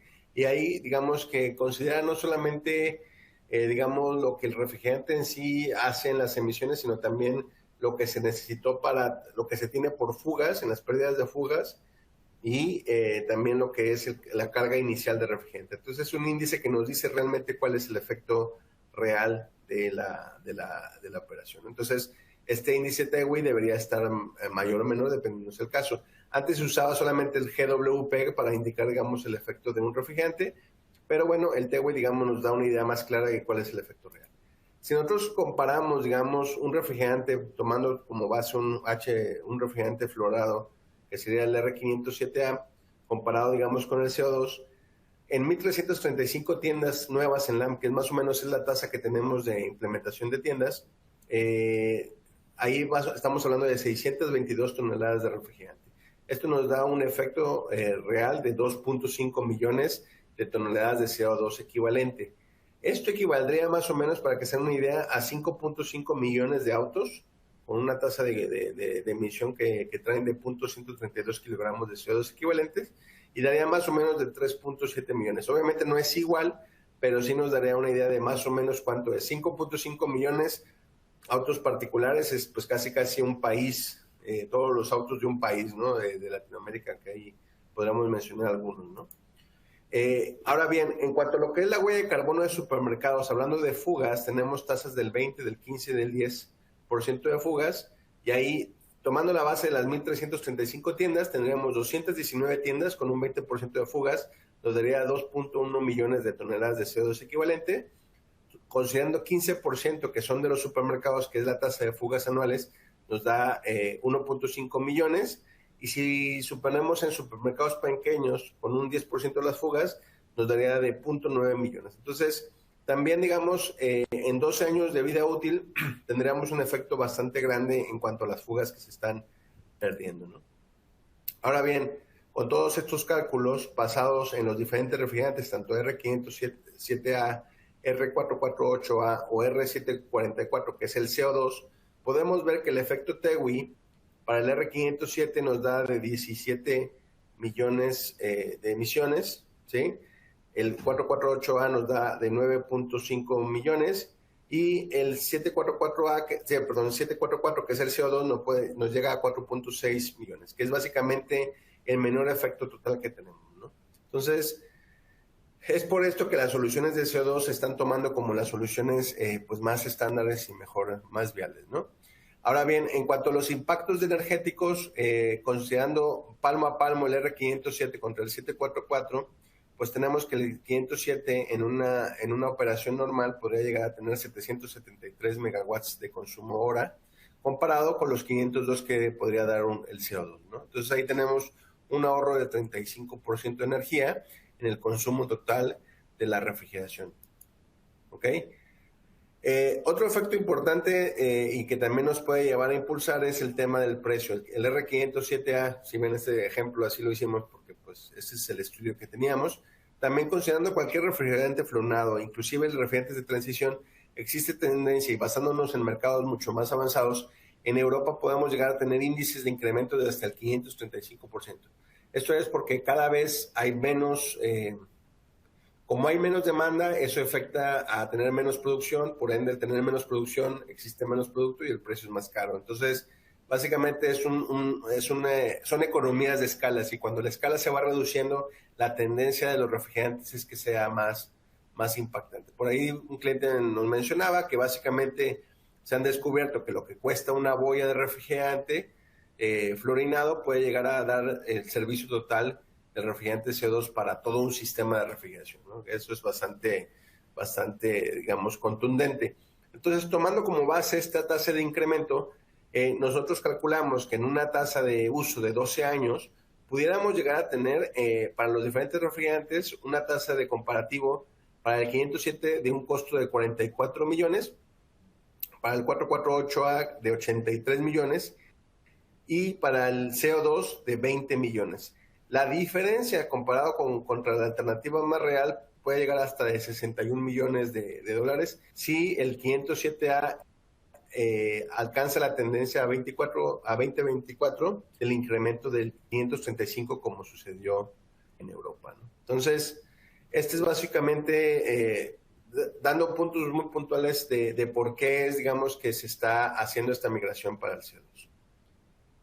Y bien, pues bueno, haciendo el resumen, básicamente existen diferentes iniciativas para reducir el impacto de carbono en un supermercado. Importante es mencionar, como hemos mencionado, la refrigeración con CO2 es una alternativa viable. También, además, existen otros muchos beneficios que los refrigerantes naturales nos pueden dar para la reducción de carbono, pero obviamente el más importante es el económico y es el que nos permite, digamos, justificar las transiciones hacia esas tecnologías. Y finalmente, además de los refrigerantes naturales, existen muchas soluciones para poder llegar a crear un impacto positivo, principalmente, y no solamente en la cadena de retail, en los supermercados, sino en toda la cadena de frío de la refrigeración. Los invitamos a que nos contacten para poder ver sus soluciones y ir dejando diferentes maneras para poderles ayudar en los retos tecnológicos que ustedes tengan y en los retos de carbonización de sus empresas. Por mi parte es todo. Muchas gracias. Cedo la palabra a Javier. Adelante. Muchas gracias, Sony. Al igual que agradecemos a Eduardo y a Roberto, sin duda nos han presentado soluciones muy interesantes para el fortalecimiento de la cadena de frío. Siguiendo con la agenda, está con nosotros el ingeniero Guillermo Sanguinetti, gerente de servicios de TOTUS en el área de mantenimiento para la empresa Servicios de Infraestructura Falabella, quien el día de hoy nos compartirá la experiencia de las soluciones Danfoss para su empresa. Antes de ceder el micrófono, quiero compartir con ustedes un poco de su experiencia profesional.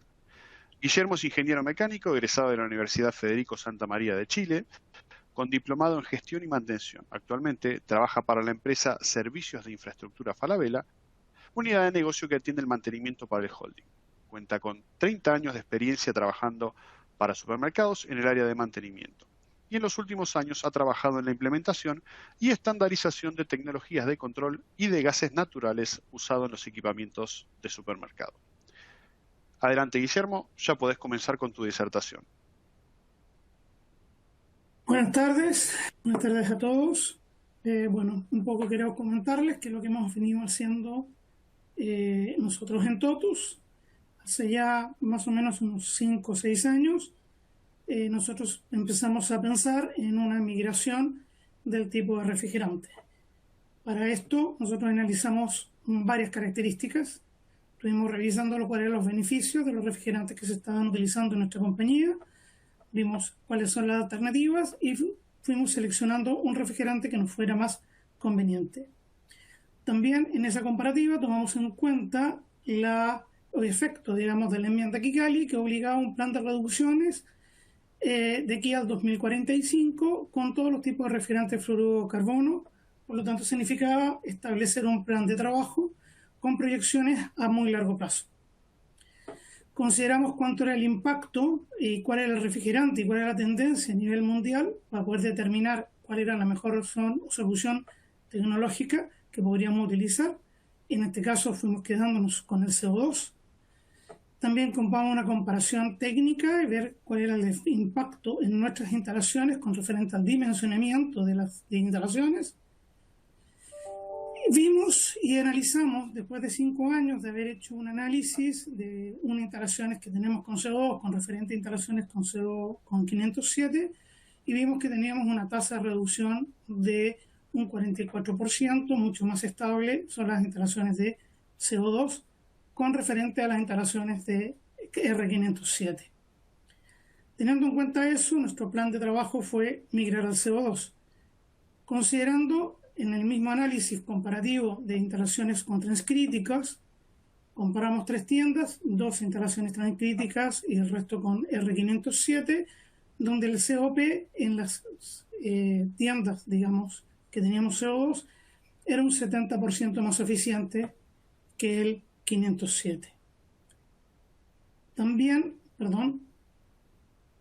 hicimos un análisis en el cual vimos el costo de operación, energía y mantenimiento, en el cual obtuvimos del orden del 37% de ahorro en las instalaciones que operamos con CO2 versus las de 507. Y en costo de inversión, si bien reconocemos que tienen un 15 o un 45% más caras que una instalación tradicional, el costo y el beneficio que podíamos tener a los 5 años para nosotros era una instalación viable.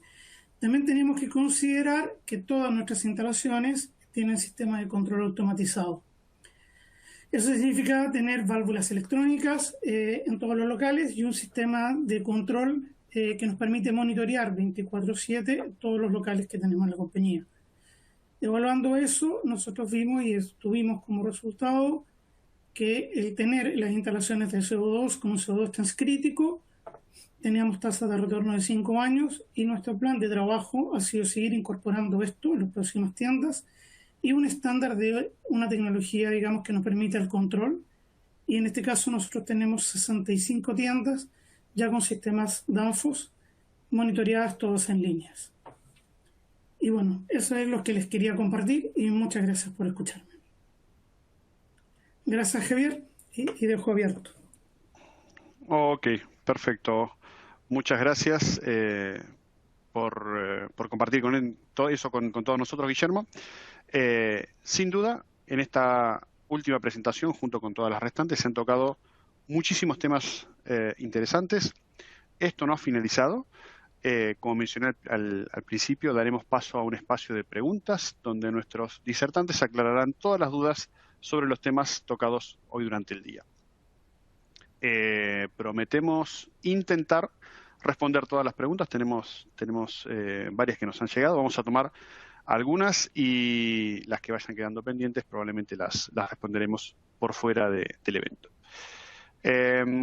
Aquí tengo una pregunta. Yo creo que esta pregunta es para Sony. Sony, si querés prender tu cámara. La pregunta es, ¿cuánto es posible ahorrar en una tienda de supermercado aplicando las soluciones Danfoss? Bien, gracias, Javier. Voy a intentar, es muy buena pregunta, voy a intentar responderla, digamos, de alguna manera simple, porque no hay una regla así, digamos, estándar. Porque si bien existen muchas soluciones que den ahorro de energía, digamos que estos ahorros no son acumulables, ¿no? Porque hay algunas cosas que se traslapan.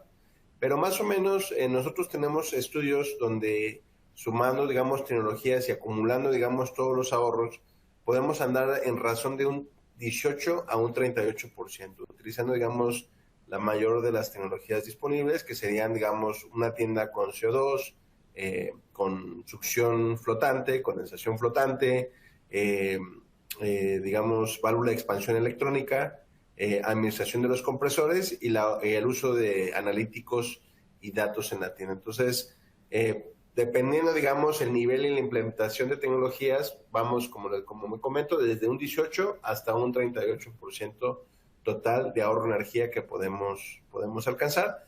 Y entonces, pues ahí depende de donde el cliente quede o fije, digamos, su objetivo, ¿no? Más o menos. Ok, perfecto. Muchas gracias, Sony. Continuamos con otra pregunta. Seguimos en el tema de retail, Sony. No te vayas. Hay otra para vos.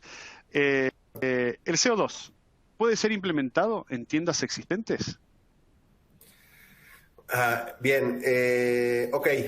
Si bien el CO2, digamos que su mejor implementación es para una tienda nueva, es decir, para un diseño nuevo, porque es donde se puede alcanzar el máximo de su potencial o el máximo de su retorno. Ya hoy por hoy existen, digamos, iniciativas donde se empieza a aplicar tecnologías y, digamos, voy a ampliar un poquito más hacia el CO2. Hablemos, digamos, de refrigerantes naturales como tal. Ya empieza a haber, digamos, diferentes soluciones como equipos paquete o equipos autocontenidos que, digamos, proporcionan los beneficios de los refrigerantes naturales en tiendas que ya existen. Entonces, hay una tendencia donde se empieza a reemplazar las vitrinas y los equipos que están distribuidos en tienda. Básicamente se cierra el sistema que se tenía, se recupera el refrigerante que se tenía ahí sintético y se reemplaza por, digamos, vitrinas no nada más con CO2, sino también con hidrocarburos, donde se permite. Y entonces ya digamos que se tiene una solución completamente sellada, estanca, para el tema de uso de refrigerante natural. Y ahí, si bien no se alcanza el máximo de beneficio que se podría tener en una tienda nueva, sí se puede ir, digamos, gradualmente ir implementando la aplicación. Además, digamos, del CO2, se pueden lograr reducciones de carbono importantes con soluciones de mayor eficiencia energética. Y una tendencia importante es pues estar haciendo el retrofit de válvulas de expansión mecánicas por válvulas de expansión electrónicas y controladores de válvulas de expansión electrónica, con lo cual, si bien no se alcanza, digamos, todo el efecto positivo que se puede tener en una tienda nueva de CO2, sí se llegan a niveles bastante viables con retornos de inversión que sean cortos. Estamos hablando de retornos de inversión de menos de un año. Entonces, eso digamos que son alternativas que se tienen ahorita, ¿no? Perfecto, Sonny, muchas gracias. Súper clara la explicación. Ahora tengo una pregunta que creo que tal vez Eduardo nos puede dar soporte con una consulta del área de refrigeración industrial. La pregunta dice, ¿qué opciones de ahorro energético hay para plantas existentes de amoníaco? Eduardo, ¿otra vez puedas hacer algún comentario al respecto? Sí. Algunas plantas ya están tomando este tipo de acciones, ¿no, Javier? Una de ellas es empezar a poner un poquito más de automatización en las plantas, o sea, un control de nivel analógico con más precisión, inversores de frecuencia en los compresores, un control más preciso de deshielo y también los controles más precisos de evaporadores, ¿no? Entonces, la automatización, creo que si la planta obviamente tiene un proyecto bien hecho y bien definido, la automatización tiene siendo los principales pasos para ahorrar energía en plantas ya existentes, ¿no? Ok. Perfecto, excelente. Muchas gracias, Eduardo. Continuando con esa misma línea de pensamiento, una pregunta que está comparando, que me parece muy interesante, está comparando el CO2 con el amoníaco. No sé si esto sería más para vos o para Sonny, o los dos pueden opinar, me parece interesante. Y la pregunta dice, si el CO2 es más eficiente energéticamente que el amoníaco en bajas temperaturas, ¿por qué no predomina su uso en los procesos de congelación?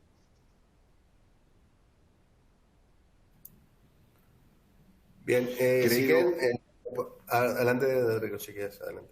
No, por favor, Sonny, adelante, dale. Perfecto, gracias. Creo que mucho tiene que ver, digamos, hacia las capacidades de soporte de los equipos. Las industrias, digamos, que en el tema de amoníaco están muy bien definidas.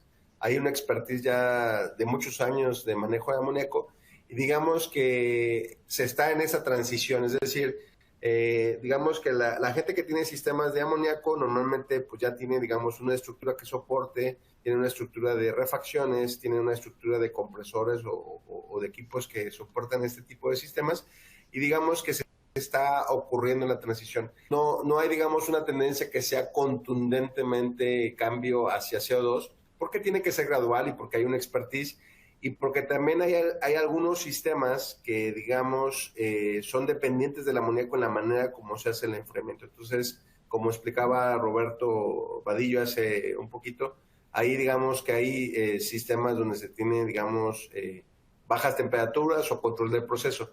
Entonces, ahí digamos que dependemos mucho de la aplicación. Entonces, no es como que algo que tengamos que cambiar contundentemente, sino que se tiene que ir haciendo un análisis técnico y de eficiencia y además, digamos, de la tecnología para ir pudiendo hacerlo de manera gradual. Pero sí, lo que sí está ocurriendo es que hay implementaciones y combinaciones de tanto de amoníaco como CO2 que ya trabajan mano a mano. Perfecto. Sonny, acá tengo otra pregunta que nos la acerca Ricardo Alonso González García. Él pregunta si tiene un sistema trabajando actualmente con refrigerante 404A y desea migrar a refrigerante CO2, ¿qué consideraciones debe tener para que el sistema con CO2 sea el adecuado? Mira, como presenté antes, creo que intentar adecuado de acuerdo con la carga térmica que necesita, ¿no, Javier? Entonces tiene que hacer el sistema de acuerdo con su necesidad térmica, ¿no? Pero para tener un éxito un poco mayor en términos de eficiencia energética, tal vez intentar entender cuáles necesidades tiene además de refrigeración, como por ejemplo calentamiento de agua, ¿no?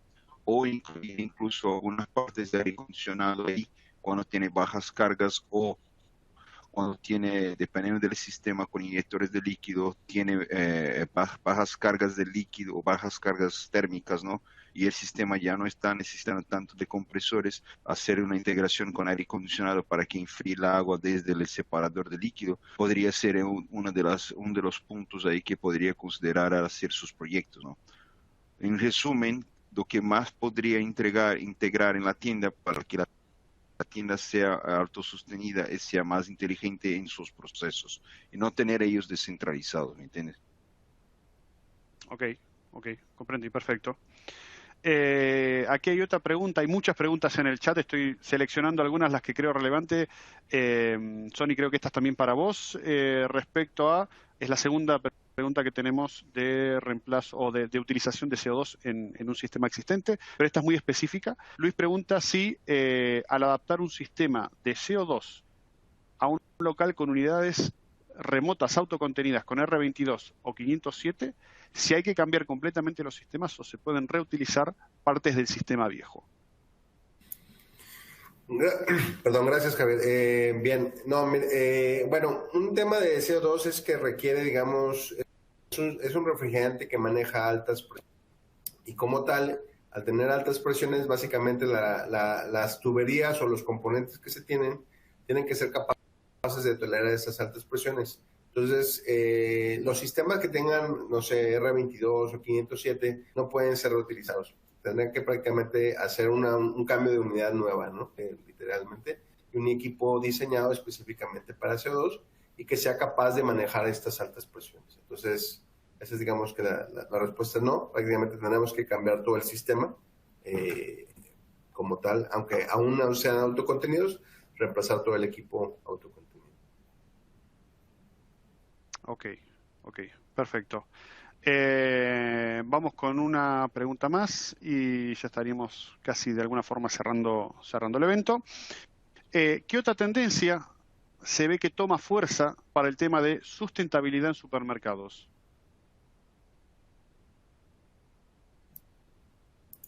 Gracias, Javier.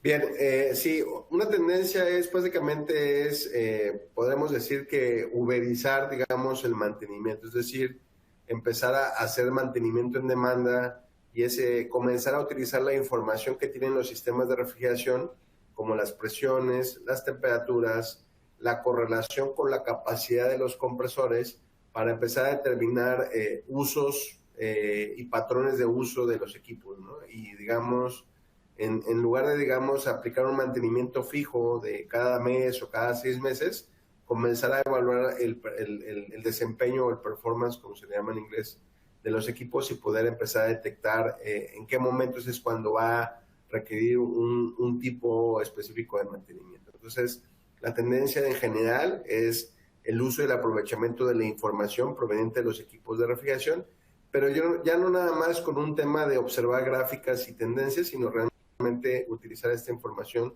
de manera con algoritmos inteligentes para poder empezar a predecir y, digamos, detectar operaciones de los equipos. Esa es, digamos, que es la tendencia más fuerte, no solamente en sistemas de CO2, sino también en sistemas con refrigerantes sintéticos en general, ¿no? Básicamente toda la refrigeración, inclusive desde sistemas pequeños, 1 a 1, como unidades condensadoras, hasta los sistemas grandes que existen en cadenas de supermercados, centros de distribución o plantas de procesamiento. Ok, perfecto, Sony. Muchas gracias. Yo había dicho que esta iba a ser la última pregunta, pero aquí Francisco Ión se apuró y puso una muy buena pregunta en el chat box. que creo que vale la pena que tomemos algunos minutos para responderla. Francisco pregunta si en el caso de retail, en tamaño de tiendas de conveniencia, en el caso de cambiar las válvulas de expansión termostáticas a electrónicas, ¿qué porcentaje de ahorro de energía tienen estimado? Gracias. Hablando de refrigerante sintético, manteniendo el mismo refrigerante o un refrigerante equivalente, sin pasar de refrigerante sintético a CO2, nosotros estimamos que tenemos un ahorro de hasta 24%. Principalmente porque el cambio de válvula de expansión electrónica no es solamente la tecnología de la válvula, que en sí ya trae beneficios, sino también es el uso en conjunto con el sistema de control, es decir, con el controlador. Los controladores Danfoss tienen un algoritmo específico que se llama adaptación del sobrecalentamiento adaptativo o regulación del sobrecalentamiento adaptativo, perdón, que lo que hace es que busca siempre el menor sobrecalentamiento posible y, como bien sabemos, en la refrigeración un sobrecalentamiento es un mal necesario. Si bien lo tenemos que tener para asegurar que no llegue líquido al compresor, tener un sobrecalentamiento muy grande es prácticamente ineficiente. Entonces, lo que buscan nuestros controladores es tratar de regular la válvula, pero con un sobrecalentamiento que se está autoajustando todo el tiempo, y eso es lo que nos lleva a tener un ahorro de energía bastante importante. Entonces, así prácticamente usando válvula por válvula, podemos decir que es un 24% de ahorro de energía, pero si combinamos la válvula de expansión electrónica con otras tecnologías como compresores de velocidad variable, ahí el ahorro puede ser mayor, ¿no? Ya cuando tenemos, digamos, combinaciones de tecnologías, podríamos tener un mayor ahorro de energía. Pero hablando de válvulas específicas, eso es. Además, otro beneficio que tiene la válvula de expansión electrónica es que prácticamente hace al sistema independiente del refrigerante que utilicemos, porque la válvula de expansión electrónica prácticamente es un parámetro que tenemos que cambiar para migrar de un refrigerante a otro. O sea, la válvula no hay que cambiarle la carga, no hay que hacerle ninguna otra cosa más que cambiar el parámetro y seleccionar el refrigerante que vayamos a utilizar. Y Danfoss en sus controladores tiene tanto los refrigerantes tradicionales como todos los nuevos refrigerantes como un parámetro de cambiable, ¿no?, en los controladores. Entonces es muy fácil hacerlo. Entonces eso, digamos, que es algo que bastante conveniente, ¿no? Qué bueno, entonces, qué bueno, Sonia. Acá José Ernesto Cano Fuentes confirma, justamente agradece y confirma que va a implementar el retrofit de válvulas de expansión electrónicas en los equipos de sus clientes, ya que el 100% ocupa válvulas convencionales. Así que me parece una excelente iniciativa para generar ahorro de energía, disminuir huella de carbono y al final del día hacerle mucho mejor a nuestro planeta. A ver si tenemos alguna otra pregunta más. Hay algunas otras, las que fueron quedando pendientes las vamos a responder por fuera del evento. Realmente creo que hemos cubierto en gran medida muchas de las preguntas, pero lamentablemente estamos llegando al fin del evento. Quiero agradecer a todos por compartir sus ideas, dudas con nosotros. Todo lo que quedó sin responder nuevamente lo vamos a estar intentando responder en los próximos días. Y realmente en este evento hemos tenido una agenda muy, pero muy interesante y ha llegado el momento de despedirnos. Los invito a compartir sus perspectivas sobre la refrigeración sostenible, compartiendo en redes sociales con la comunidad global a través del Rethink Sustainable Cooling. Además, nos pueden seguir en nuestras redes sociales, Danfoss México, Danfoss Andina Conosur, Facebook, LinkedIn, YouTube y bueno, todas las redes sociales que tenemos. Y ahí van a tener mucha información y van a poder estar actualizados en todas las soluciones que tenemos para ustedes y obviamente en los próximos eventos de esta serie de eventos de Danfoss. Gracias por acompañarnos, agradezco a los oradores por las excelentes disertaciones y que tengan una excelente tarde. Muchas gracias.